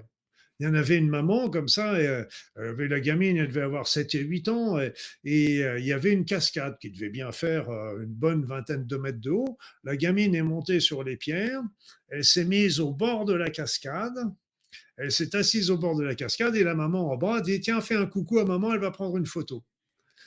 Il y avait un gamin qui jouait, qui avait en trottinette, il devait avoir dans les 7 ans, dans les choses aussi où ils vont s'amuser oui, oui, avec les skateboards. avec les skateboards. Et lui, il était avec sa trottinette, le petit gamin, il n'était pas encore capable de faire du skate. Et donc, à un moment, il tombe. Le papa était un peu plus loin, il lisait, il regarde le gamin, maman, il pleure un peu. Le père, il va, mais très tranquillement. Et au lieu de lui dire, ah, mon pauvre chéri, qu'est-ce que tu t'es fait mal, etc., le père, il a dit, bon, bah, tu vois, t'es tombé là. C'est parce que quand t'es parti là-haut, t'as pas pris le bon angle, t'as pas recommencé, t'as pas bien fait. Donc, tu reprends ton truc et tu remontes là-haut et tu le refais. Et donc, c'est, c'est une, c'est une vision, certains pourraient dire sans irresponsable, mais on peut se dire aussi, peut-être que nous aussi, nous sommes irresponsables quand on les coupe de trop et des choses Ben, oui. comme ça dans tout ça. Ben, surtout que ta vie, que la vie que nous menons, il y a des frustrations et c'est vrai qu'on est dans une société où on essaye d'éviter toute frustration à nos enfants, les surprotéger, ne pas avoir de frustration, etc. Et puis au final, en fait, la vie, c'est pas ça. La vie, c'est constamment des frustrations, c'est constamment des manques, c'est constamment des choses qui se présentent et qui ne sont pas toujours agréables. Et le tout, c'est d'apprendre à leur faire rebondir.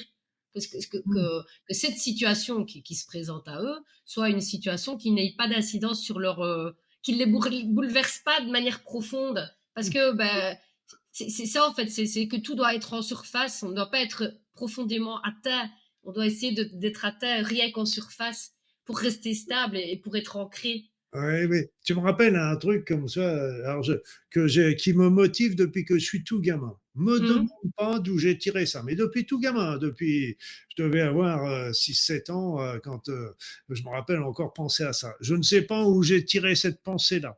Je sais parce qu'avant, autrefois, il y avait des carambars avec des pensées là-dedans. Et c'était là que je Je les vois tirais. bien. Je n'en sais rien. Mais je me dis, j'ai toujours marché comme ça dans ma vie, c'est que dans toute situation difficile, il allait y avoir quelque chose de bien qui va en ressortir. Voilà. Et donc, et le principe, c'est là encore, c'est, on peut pas empêcher les gamins de tomber, on peut pas empêcher un gamin d'avoir un échec, on peut pas empêcher le gamin, mais ce qu'on peut par contre, c'est par contre l'inciter à se relever et à recommencer. Donc ça, oui, C'est un beau cadeau. c'est là l'essentiel parce qu'on peut pas leur empêcher quand ils sont ados d'avoir leurs premières expériences amoureuses Et traumatiques, de se faire mal, etc. exactement. C'est oui, ça fait C'est toujours mal, exactement. c'est toujours c'est comme ça qu'on apprend et c'est comme ça que ça se passera mieux la prochaine fois peut-être, etc. Et c'est pour ça l'idée c'est de toujours leur à mon sens leur trouver leur montrer leur talent et puis de les dire bah, et de les pousser dans tout ce qu'ils ont envie de réaliser. Quand ils ont Mmh. vraiment envie de réaliser quelque chose, il faut vraiment les aider beaucoup dans ce domaine-là, même si ça nous semble complètement fou, mais peu importe. Il y avait mon fils comme ça qui jouait beaucoup aux jeux vidéo. Bon, il se planquait un peu de papa, évidemment, pour le faire, mais je le voyais parce que quand je rentrais le soir après le boulot, il avait les yeux à la myxomatose. C'est ça, quoi. Non, non, j'ai pas fait la vidéo. Et donc, bon, je me suis dit, on a deux solutions, soit l'interdit, et là on tombe dans les conflits, etc. Qui sont. Et puis, il y avait eu un week-end de 24 ou 48 heures pratiquement, avec une compétition de jeux vidéo non-stop pendant 24 ou 48 heures. Et je lui ai dit, tu y vas. Hein? J'y vais? Toi, papa, tu veux que j'aille là-bas? Oui, oui, vas-y. Et là, je veux dire que ça l'a surdosé et il s'est beaucoup calmé. J'ai fait le principe qu'elle m'avait donné un ami pâtissier. Il me disait quand j'ai des apprentis, je leur dis jamais ne mangez pas de pâtisserie. Je Eh leur oui, dis vous mangez tout ce que vous voulez. Et le gamin, ben, il s'empiffe de pâtisserie le premier jour, exactement. le deuxième et puis le troisième jour. Ça me fait penser aussi, donc moi j'ai 2 filles, hein, donc et quand elles ont eu, l'âge de, allez 11, 12 ans, ouais, comme je travaillais comme make-up artiste, donc je leur ai offert une séance de maquillage et je leur ai fait une trousse de maquillage. Parce que je me dis: «Si je leur dis: "Surtout ne vous maquillez pas", je vais les voir revenir de l'école avec du noir dans les yeux et cetera» et je me dis et en fait, moi aussi, c'est cette solution-là. Je leur ai donné une trousse avec le maquillage qui leur correspondait, le cours de maquillage qui allait avec, sauf qu'elles n'ont jamais pris la peine de se maquiller. Parce qu'en fait, c'était pas une interdiction. On avait compris, on avait discuté du problème. C'est que je disais, bah, vos petites copines sont maquillées comme des camions volés, c'est vraiment pas joli. Moi, vous avez une maman qui est professionnelle. Bah alors, écoutez, je vais vous donner un cours de maquillage. Je vais vous donner les produits adéquats et alors vous pourrez vous maquiller. Comme ça, vous avez ce qu'il vous faut. Elles ne se sont jamais maquillées. Oui. C'est comme quoi, c'est, oui. Ou si elles s'étaient maquillées, elles auraient suivi tes conseils. Exactement, exactement. Été le rouge, machin, Non, etc. Voilà. non. Et Parce alors, une petite chose aussi que je trouve qui est très, très importante, et ça a été un message quand j'ai vécu avec une dame qui a vécu un traumatisme très grave. Et j'ai voyagé avec elle, on discutait beaucoup dans la voiture. Et il y a une phrase qui m'est revenue en tête, c'est que à toute maladie, en fait, quand tu injectes la maladie, tu as aussi le vaccin. mmh, oui, on dit aussi, il y a la plante qui est juste à côté. Exactement, Il y a toujours le exactement. traitement à côté. Il y a Voilà. toujours la solution à côté. Et la plupart du temps, la plupart du temps, c'est pas le problème n'est pas de trouver le remède, c'est de choisir le remède. C'est plus ça. Et c'est ça. Si je repensais à mes enfants quand le week-end arrivait, quand ils étaient petits, ils jouaient avec les Lego, les machins, les trucs comme ça. Et puis, je leur disais jamais de ranger. Le week-end, tout est permis, on range pas. Par contre, le dimanche soir, avant le dîner, grand rangement général dans la maison. Donc c'était un consensus au départ et ça évite aussi tous les conflits. Ça. Puis la vie, c'est ça, une maison qui est toute propre, toute nickel, c'est une maison qui vit pas non plus. Et donc c'est pour ça qu'il faut amener la joie, il faut arriver à trouver justement ces équilibres par rapport à tout ça. Mais le plus difficile, c'est quand même la période de l'adolescence. On est bien d'accord par rapport à ça. Oui, tout à fait, où tout vient en une fois et tout est mélangé. Il y a l'envie de liberté, mais il y a la peur de prendre ses marques. Et en fait, j'ai l'impression en fait qu'on a vécu un peu ça même à l'échelle mondiale. Mmh. On est en train de prendre nos libertés aussi, puisque bon, on est en train de s'émanciper hein, vachement par rapport au gouvernement. Hein. Il y en a beaucoup qui sont en train de sortir de leur zone de confort, de s'émanciper, etc. Et que pour le moment, c'est vraiment une période extrêmement instable. Et qu'en fait, ça va amener à quelque chose, ben, il faut un chaos pour construire quelque chose de nouveau. Finalement, le chaos est indispensable pour la Mmh. construction. Et à la fois, ça, non mais chaos, ça ne veut pas dire négatif. Je Non, revoyais la cellule, tu sais, la cellule, le spermatozoïde et l'ovule, il paraît que quand il se touchent, quand il y a vraiment la fusion, il y a un jet de lumière. Et en fait, moi, j'imagine un peu ça comme ça, tu vois, ce chaos où il y a cette lumière qui est en train d'arriver, vraiment très puissante. je pense que il n'est pas forcé de passer par la destruction avant pour reconstruire. Il Mhm, y en aura une qui se fera de toute façon, mais je pense que on peut continuer à se servir du système qui donne toujours le cadre et construire quelque chose de positif à côté. mhm. Si ce quelque chose de positif, vraiment bon, vraiment dans l'air du temps, etc., il va se développer. Et l'autre va s'éteindre. Et l'autre va disparaître par la force des choses, Ouais. donc parce qu'il aura fait son temps.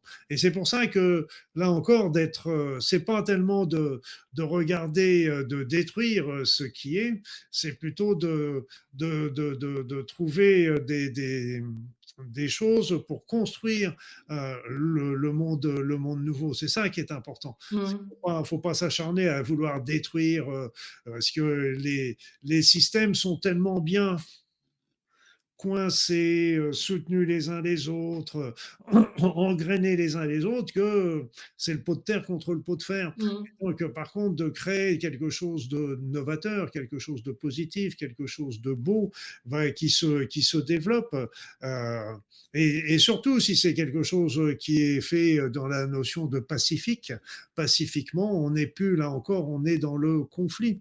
Et je dis souvent, envoyer de l'amour aux dirigeants. Ah, il y en avait, ils me disent, ah bah non, je ne vais pas envoyer de l'amour aux dirigeants, hein. Bah non, ah bah, il n'est pas question. Hein. Mais je leur dis, si, si, si, si, parce que si vous envoyez de l'amour aux dirigeants, vous allez aider à monter leur niveau vibratoire. Et en montant leur niveau vibratoire, ils vont changer leur manière de penser.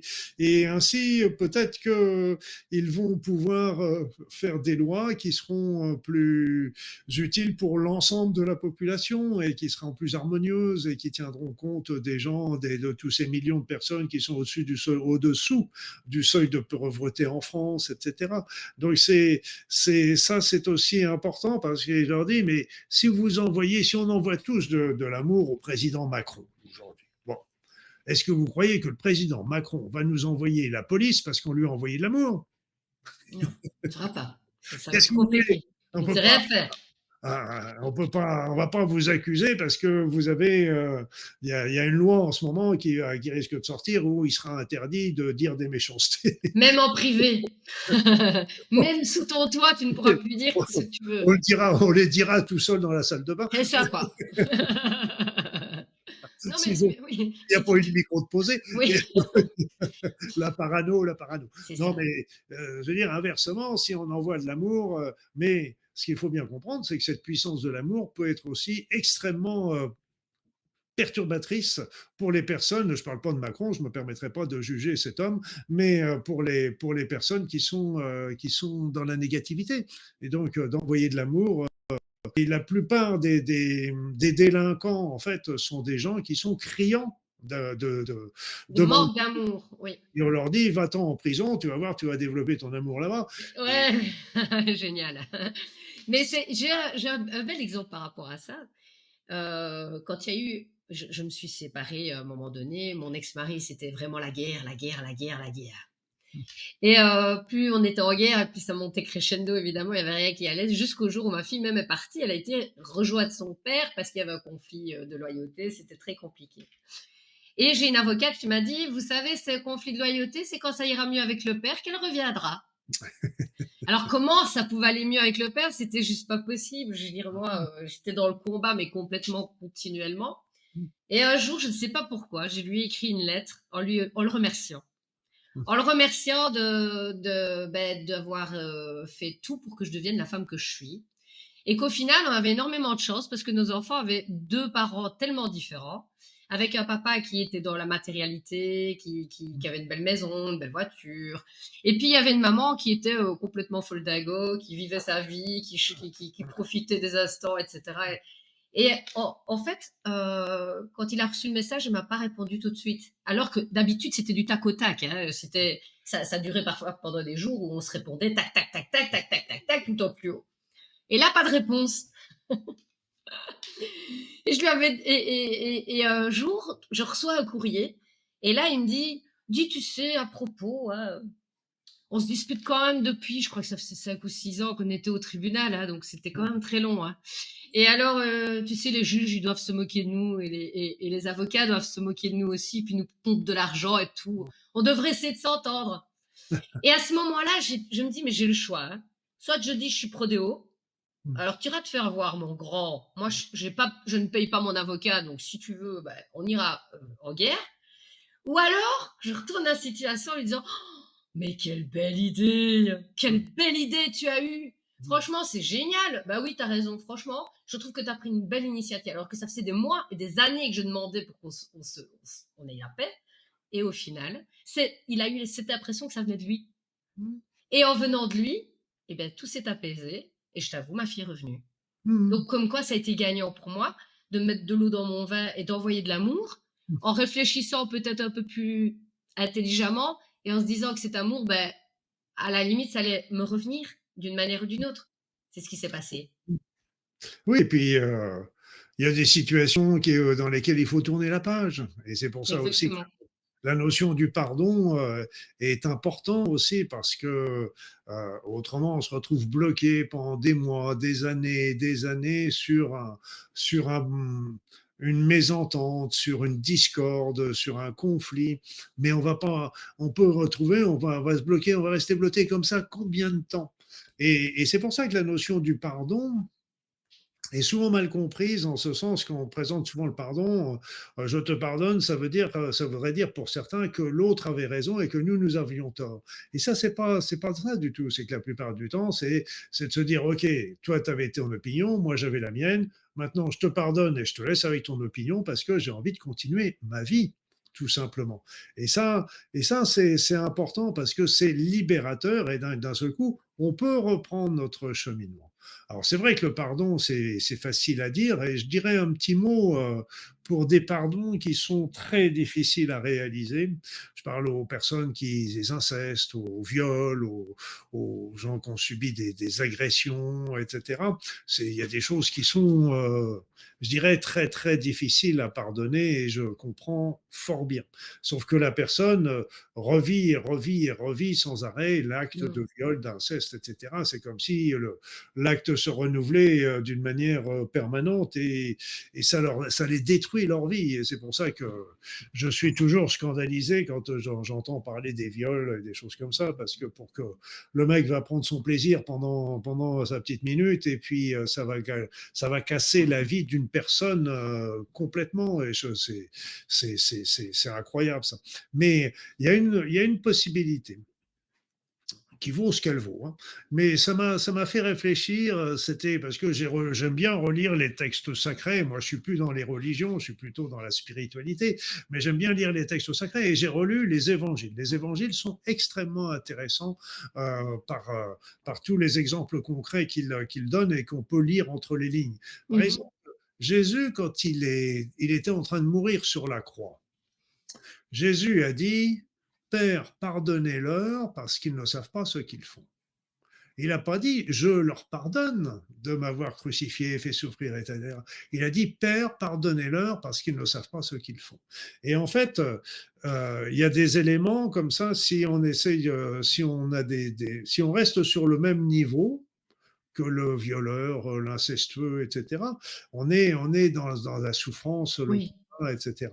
Et là, d'un seul coup, on déplace encore le débat. Et donc, c'est pour ça qu'on peut, si on est croyant, évidemment, demander à la divinité dans laquelle on croit qu'elle vienne Intercéder. pardonner, pardonner pour nous et nous aider à pardonner. c'est Et ça. donc ça, c'est pas quelque chose qui se fera forcément immédiatement, mais c'est intéressant parce comme disait Einstein, on ne peut pas solutionner un problème sur le même plan qu'il l'a créé. Donc, on change de C'est plan ça. et, et ça peut aider certaines personnes à passer, à passer ces épreuves qui sont, je le sais bien, très, très, très, très difficiles et douloureuses. Mmh. Il y a Alors, des- est-ce qu'on peut repositionner ça aussi actuellement avec ce qui se passe avec le gouvernement, et cetera? Est-ce qu'on doit être justement dans un esprit vengeur ou plutôt dans un esprit de pardon? Alors, il y en a qui vont vous dire: «Mais tu es complètement folle, il faut jamais oublier, et cetera». OK, on doit interdire à ces gens-là de continuer, on est bien d'accord, mais est-ce qu'on doit, les tuer pour autant ou les découper en petits morceaux pour leur faire subir enco la exactement la même chose qu'ils nous ont fait subir? Je pense pas que c'est nécessaire. C'est juste de les mettre à l'écart de la société pour leur faire comprendre, vous n'aurez plus d'influence sur la société. Oui, de toute façon, après ça, qu'il peut y avoir des jugements par rapport à ce qu'ils ont pu faire, certains ont pu faire, me paraît toujours important, parce que il est Reconnaître les victimes. reconnaître, ça fait reconnaître les victimes, et puis après, ça permet de savoir exactement quel a été leur rôle, parce que là encore, on est en train de juger sur des impressions, Mmh. sur des choses qu'on ne connaît pas, et donc on fait des jugements à l'emporte-pièce. Donc ça, c'est important de bien le comprendre. C'est que moi je dis souvent quand on à faire. On n'est pas là sur cette terre pour être un grand roi, un grand président, un grand machin, le sauveur de l'humanité, celui qui Mmh. va guérir le cancer. On n'est pas là pour ça. La mission de vie n'est pas forcément un travail non plus. Et en fait, si on y réfléchit bien, pour sa mission de vie, les activités qu'on pourrait considérer comme humbles, je prendrai comme exemple, par exemple, le père ou la mère au foyer. Bon, et donc, et pourtant, la mission, l'évolution que peut avoir cette personne peut être formidable au cours de sa vie. Mmh. Grâce à son métier, grâce à son action, elle s'est déjà occupée d'un Mmh. ou deux ou trois enfants, donc c'est déjà extraordinaire. Elle a pu apprendre grâce à eux, à travers eux et à la vie, elle a pu évoluer. Mais quand on est un grand dirigeant, imaginons aujourd'hui qu'on devienne un grand dirigeant. Eh bien, je dirais qu'on va être sollicité par plein de tentations. Mmh. Et les tentations, comme disait une brave dame de la campagne, le diable, il est toujours tentant, comme on dit. Et donc, ils sont toujours tentants. Ça peut d'ailleurs varier entre les tentations et les menaces. Soit tu reçois 1 million de dollars, soit tu reçois une balle dans la tête. Donc, Exactement. Et le plus vicieux, je sais pas ce que c'est, en fait. donc c'est pour ça, c'est que il est vrai que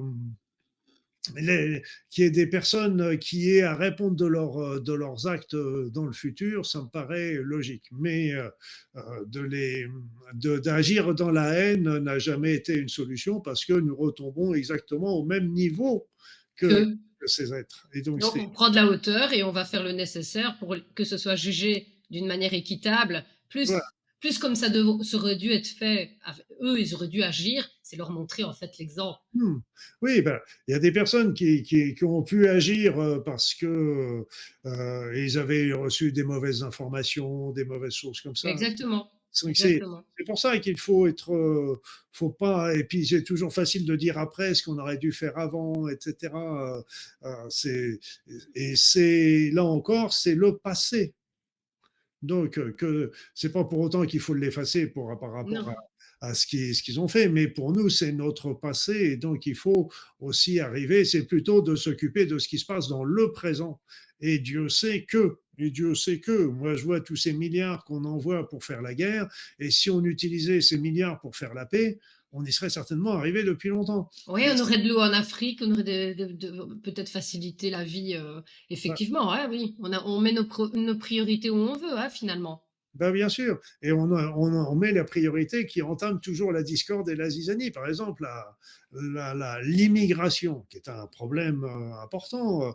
Donc c'est vrai qu'on a une population qui vieillit, on a besoin de 100 jeunes, de nouveaux, etc. Ça, c'est une vérité. Ce qui est vrai aussi, c'est que si on habitait, nous, si on était en Afrique noire, peut-être même ou en Afrique du Nord, dans certains coins, on rêverait de venir dans l'Eldorado européen ou américain, Mmh. etc. Et on prendrait peut-être les boat people comme ils le font. On serait dans les Mmh. boat people pour ça. Donc il faut. Et l'idée c'est plutôt que de vouloir leur fermer la porte, c'est plutôt d'aller aider ces pays à se développer pour que, bah, c'est évident, un petit chez soi vaut toujours mieux qu'un grand chez les autres. Donc, s'ils trouvaient ce dont ils avaient besoin, ce qu'ils recherchaient dans leur pays, ils n'auraient pas besoin de venir dans le nôtre. De traverser une mer entière, de risquer leur vie et Ah ouais, de de leurs femmes, exactement. de leurs enfants, et donc c'est les aider à se développer, à amener de la nourriture, un toit sur la tête, la médecine, etc. Il y en a des pays qui se développent à une vitesse fantastique aujourd'hui. On n'a pas conscience, un peu comme l'Égypte. Je vois, il y a beaucoup de choses qui sont faites là-bas au cours de ce développement, mais il faut plutôt, on prend le problème à l'envers. Mmh. C'est-à-dire, on les bloque, et ce qui est évident, c'est qu'on ferme la porte, ils passent par la fenêtre. C'est ça. Et là encore, mettons-nous à leur place, tout simplement. Et je ris aussi, je ris. Je vais te dire pourquoi je ris de temps en temps. C'est parce qu'on dit oui, oui, on veut pas de toutes ces personnes qui viennent en France, etc. Ils viennent d'Afrique, etc. Ok, ok, ok. Bon, nous, on va mourir un jour, on va se réincarner, et puis on va se réincarner en africain. Mais pourquoi pas? Si ça se fait, ça a été le cas. Parce que bon, voilà, on a toutes des aptitudes qu'on se dit: «Tiens, j'aurais peut-être bien du sang africain, je danse comme une déesse».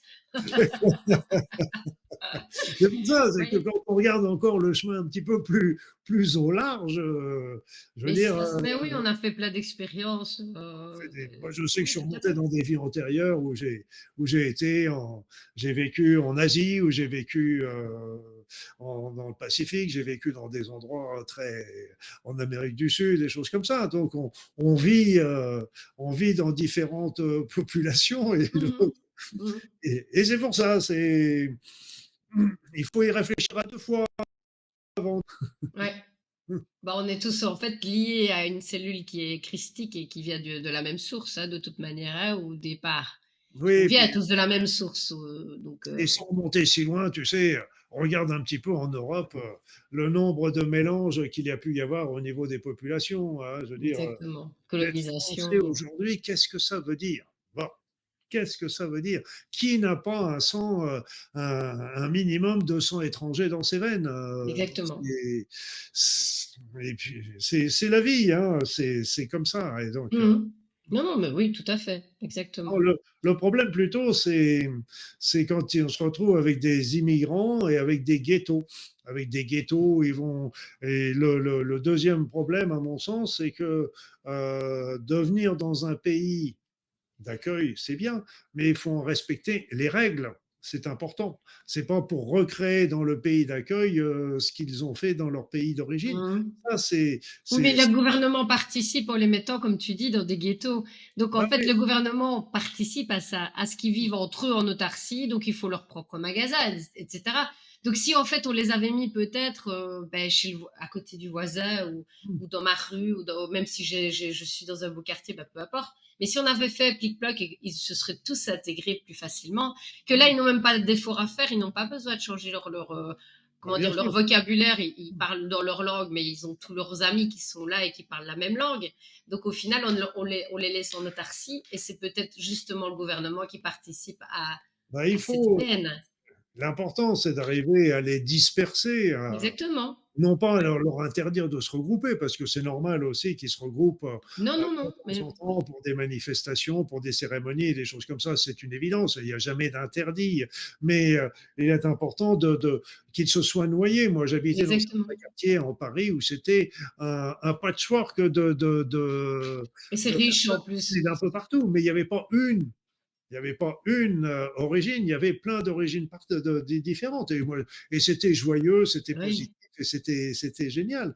Et donc, mais l'important, c'est là encore, moi je voyais ça quand j'avais parti en Nouvelle-Calédonie, et puis après ça à Tahiti, et quand les personnes qui arrivaient de métropole, par exemple, et qui venaient s'installer, c'est la France, enfin c'est un pays d'outre-mer, mais ça, c'est attaché à la France. Et il y avait deux types de personnes qui venaient de métropole là-bas. Il y avait les personnes qui venaient pour vivre quelque chose là-bas, pour vivre une nouvelle aventure, une nouvelle vie, etc. Et il y avait la majorité qui venait pour fuir quelque chose ici. Mmh. Et là, et là, si on fuit quelque chose ici pour aller là-bas, on ramène le même problème là-bas. On l'a dans les valises. Et donc, c'est pour ça que les personnes qui viennent en France, il faudrait déjà savoir ceux qui viennent simplement temporairement pour simplement s'abriter d'un problème de la guerre, des choses Mmh. comme peut-être les Ukrainiens. Et puis ceux qui veulent venir vraiment vivre en France, s'intégrer en France. Et Oui, donc, s'intégrer, construire, bon, construire avec tout le monde. Oui, effectivement. parce que moi, je voyais ça avec les grands ensembles, comme à Saint-Denis, etc. Mais aller passer un week-end là-bas avec la famille, dans un appartement, etc. Et là, on comprend pourquoi ils sont si mal, ces personnes. Mmh. Il y a le bruit, il y a l'agressivité, il y a le vol, il y a C'est plein de ça. choses, mais l'endroit, il est pourri. Et donc, il n'y a pas d'espace vert, il y a que de la vue sur des grands ensembles. C'est déprimant comme endroit. Oui, tout à fait. Donc Et, ça amène évidemment à ce qu'il y ait de la frustration. La frustration amène la haine évidemment et et ben voilà. l'incompréhension. Et oui, donc le lieu de vie est très important. Moi, je l'avais étudié déjà en médecine. Médecine, il y a la géobiologie qui est déjà intéressant, il y a la salubrité qui est intéressante, il y a le feng shui avec la circulation des énergies, il y a aussi les espaces verts. On sait très bien, là, je lisais encore un article récemment, combien les espaces verts étaient importants pour la santé mentale des gens qui habitaient dans ces villes. Donc Mmh. ça donne l'équilibre à la santé mentale. Et si on n'a pas, ou s'il y a un arbre qui est malingre dans un coin, bah, c'est évident que ça n'aide pas. Et plus les tours sont élevées, et là aussi, au niveau énergie, une tour élevée, j'avais vu un article, mais ça remonte à bien des années. J'ai pas vu d'autres études là-dessus, comme quoi la majorité des délinquants avait vécu dans une tour au-dessus du troisième ou du quatrième étage pendant plus d'une dizaine ou une vingtaine d'années. Et en fait, quand on est trop élevé on est coupé des énergies telluriques. Et donc ça, alors bon, j'ai vu ça une fois, on va pas en tirer une généralité, mais c'est intéressant comme sujet de Mmh. réflexion. Mmh. Bah oui, puisqu'on se dit d'aller remarcher à la terre et se reconnecter à la terre, donc on est quand même des êtres, vibratoires et on a besoin de décharger aussi, Mmh, toute cette énergie puisque même les maisons sont branchées à la terre. Donc nous, oui. on a besoin de se brancher à la terre de temps en temps Ah pour un oui, petit peu évacuer, hein. enfin, on est des êtres humains faits pour vivre dans la nature, faits Mmh. pour vivre dans la nature. Là, je lisais un article tout dernièrement, comme quoi la plupart des citadins pu digérer correctement les légumes verts. Oui, ah oui, oui, oui, oui, oui, oui, mais c'est oui, ça Tellement, m'étonne pas. ils ont l'habitude de changer avec les aliments ultra C'est transformés que ça, les crudités, les verdures, etc., c'est ne ça. sont plus Mmh. digérées par leur intestin. Donc, on devient on devient des mutants. On devient des mutants. Donc, alors, là encore, pas de jugement. J'avais rencontré une grand-mère, j'appelle grand-mère parce qu'elle avait 95 ans, hein, donc je peux me permettre. Elle était adorable parce que bon, moi je vais bientôt, je vais bientôt être grand-père aussi, donc il y avait cette femme était admirable, 95 ans. 95 ans, elle revenait d'un voyage en Inde où elle avait Mmh. rencontré le Dalai Lama, etc. Puis elle me disait, oh là là, il y avait la canicule là-bas, c'était dur, hein. Et puis elle arrivait me voir à une conférence avec moi à Paris et elle repartait avec une pile de bouquins à lire. Et puis elle me dit à la fin, ah, vous savez, docteur Bodin, j'étais docteur encore à cette époque-là, et elle me dit, docteur Bodin, le monde, quand j'étais jeune, 95 ans, il était beau, hein. Oh, qu'est-ce qu'il était beau, c'était chouette, etc. Et puis, alors moi, je m'attendais au petit refrain, oh, c'était bien avant, mais pas du tout. Elle m'a dit, mais vous savez, le monde d'aujourd'hui, il est très beau aussi. Il est différent, mais il est très beau aussi. Il est différent, et c'est tout. Et donc, c'est un peu, si on est des mutants, on a plein de plastique dans les intestins, on a plein de mercure dans le sang, et on arrive à vivre. Et tout ça, on est des mutants, hein, de toute façon, c'est évident. C'est évident. On sait très bien que tous ces aliments que l'on mange, ultra transformés, pollués, la pollution, etc., modifient nos gènes par épigénétique. Mhm.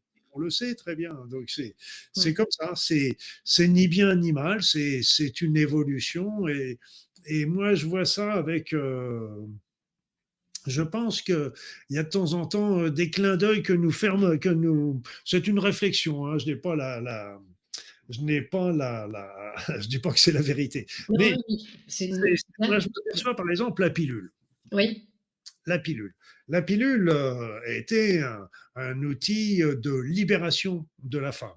Donc ça a été vraiment quelque chose de très intéressant déjà par rapport à cette sécurité que ça apportait, et parce qu'à l'époque il n'y avait pas le préservatif, etc. Et donc ça apportait une certaine sécurité et une liberté aux femmes. Mais si on regarde sur un autre plan, la pilule au niveau subtil, etc., a tendance à bloquer le côté un peu féminin chez la femme. Et donc, en faisant ça, ça a permis à elle de développer son côté masculin. Et ce côté masculin développé lui a permis de mieux s'intégrer dans la société actuelle, qui est une société masculine. Mhm. Et inversement, on voit ça aujourd'hui avec la pollution, avec des polluants qui sont hormonaux-like, modificateurs endocriniens, eh bien, ils sont responsables d'un grand nombre de stérilités chez les hommes. Mhm. Baisse de fécondité, baisse du nombre de spermatozoïdes, baisse de la quantité de sperme, donc tout ça. Mais aussi sur un autre plan, ça a bloqué un petit peu le côté viril des Mhm. et Mhm. on retrouve de plus en plus d'hommes qui sont plus attentionnés, qui vont s'occuper des enfants à la maison. Donc, en fait, je dirais quelque part, les femmes sont moins femmes, les hommes sont moins hommes, et quelque part, il y a une réunification qui peut se faire aussi par rapport à ça. Et je pense que l'avenir de l'humanité, il y aura toujours, bien sûr, des hommes et des femmes, mais il y a une incompréhension qui se passe de temps en temps au niveau du langage. Euh, qui est très amusant avec les femmes qui essaient, qui expriment leurs opinions, mais dans une manière que les hommes n'ont pas l'habitude et qui ne comprennent pas. Et, et en fait, le cerveau droit, le cerveau gauche, le cerveau intuitif, le cerveau de la raison, et il n'y a pas un cerveau qui est mieux que l'autre. Et un des avenirs de l'humanité, c'est la C'est réunification ça. du cerveau. C'est pas de retrouver l'un ou l'autre, c'est la Mhm. réunification, c'est que tout le monde se sert des deux cerveaux à la fois. Et C'est ça ça. viendra beaucoup à une meilleure efficience au niveau intellectuel, mais en plus, ça comblera le fossé, les incompréhensions qu'il peut y avoir entre les hommes et les femmes, qui resteront toujours des femmes et qui resteront toujours des Mhm. hommes. On est bien d'accord. Voilà. Quoique maintenant, il y a des trans. Alors là, Ah non, il faut pas rentrer dans ce sujet-là, hein. Ce on n'est pas le commence, sujet du jour. je commence à m'y perdre. Faut faire attention quand on rencontre quelqu'un, ça c'est sûr. Ouais, quelqu'une. Quelqu'une, pardon. Et quel kiel, quel kiel. Eh oui, non, mais pour moi, de toute façon, je suis toujours très tolérant là-dessus. Le principal, c'est toujours au fin fond de l'histoire. Et c'est là ce qui m'inquiète un peu plus. Je ne suis pas sûr que c'est ça qu'on obtient. Le fin fond de l'histoire, c'est que la personne soit heureuse. C'est tout. C'est tout. Le reste n'importe peu, qu'elle soit un monsieur, qu'elle soit une dame, qu'elle soit ni l'un ni l'autre, ça n'a pas d'importance. Le principal, c'est qu'elle soit heureux ou heureuse. C'est tout. Voilà. C'est bien C'est, résumé, je trouve, parce que ouais. bon, voilà, s'ils étaient soutenus différemment, peut-être qu'ils n'iraient pas jusqu'à cette étape-là aussi. Donc je pense que Hmm. voilà. Ben voilà, c'était quand même une très belle émission. Qu'est-ce que t'en penses, Luc? Parce que Bon, écoute, je sais pas, on a encore 3 heures, tu m'as dit. mais non, ça sera l'occasion que tu reviennes sur l'émission si ça t'a plu. Moi, en tout cas, ça a été un plaisir de pouvoir échanger avec toi. Hmm. Parce que, ben voilà, je pense que les auditeurs ont besoin d'avoir un regard un tout petit peu plus avec de la douceur et de voir un peu moins dans le combat. Oui. Et d'ailleurs, ben, nous, nos émissions, on a l'émission Anactu. Alors, je ne dis plus quel combat ou quelle dénonce, je dis, elle met en lumière justement ce qui se passe au niveau de l'actualité. Et puis nous avons les sentiers anonymes qui donnent la parole aux citoyens lambda et qui est un peu plus peut-être le petit côté un peu plus spirituel, etc. Et puis on a nos interventions avec des gens qu'on connaît et qui sont avec des thèmes en particulier comme toi.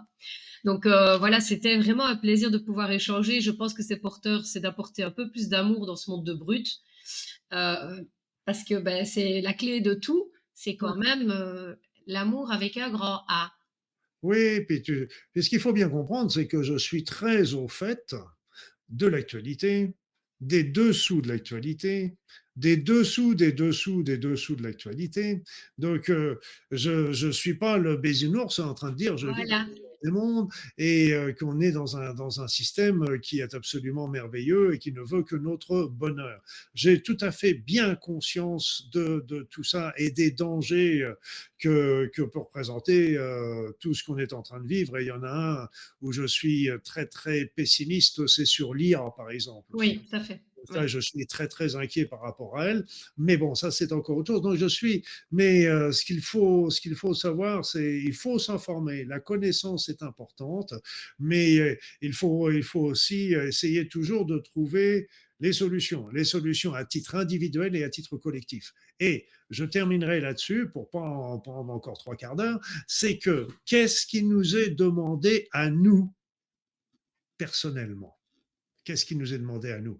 Il nous est demandé à nous, personnellement, tout simplement, de travailler sur nous, de travailler sur notre évolution personnelle, de se poser des questions sur la spiritualité. Il n'y a pas de réponse, hein, chacun doit trouver sa réponse, mais de se poser la question, d'évoluer sur des pensées positives, des pensées élevées, se poser la question de savoir s'il y a un divin, s'il est là, qu'il est-il, que veut-il, se poser et de travailler sur nous pour développer notre lumière avec des pensées élevées. Si on fait ça, comme on l'a dit en début d'émission, on va commencer à vibrer haut. Et donc, comme on est tous interconnectés, ça va retentir sur les autres. Et si on est assez nombreux, ça peut retentir d'une manière formidable parce qu'aujourd'hui, on n'en a pas parlé aussi, mais il y a beaucoup d'énergies qui sont extrêmement élevées et qui ne demandent qu'à venir nous aider dans ce mouvement. C'est pour ça que le mouvement vers la lumière est puissant et le mouvement vers le reset est aussi est très puissant. Et donc,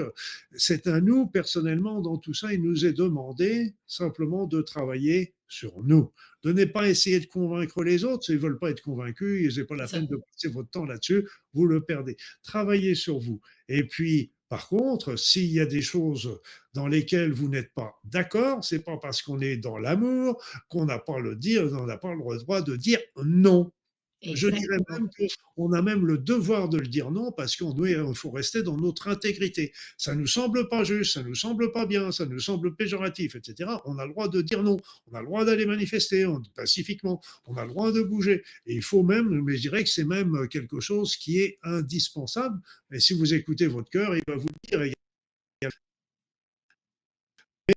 seulement notre désapprobation et faire en sorte par rapport aux actions qu'on peut faire auprès des hommes politiques, auprès des votes, auprès des Mm. choses comme ça. C'est là-dessus qu'il faut essayer, qu'on peut agir.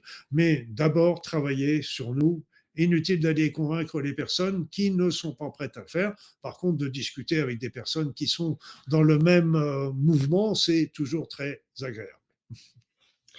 Eh bien, un tout grand merci, Luc, pour cette émission qui a été riche, qui a été très, ben, voilà, pleine d'amour.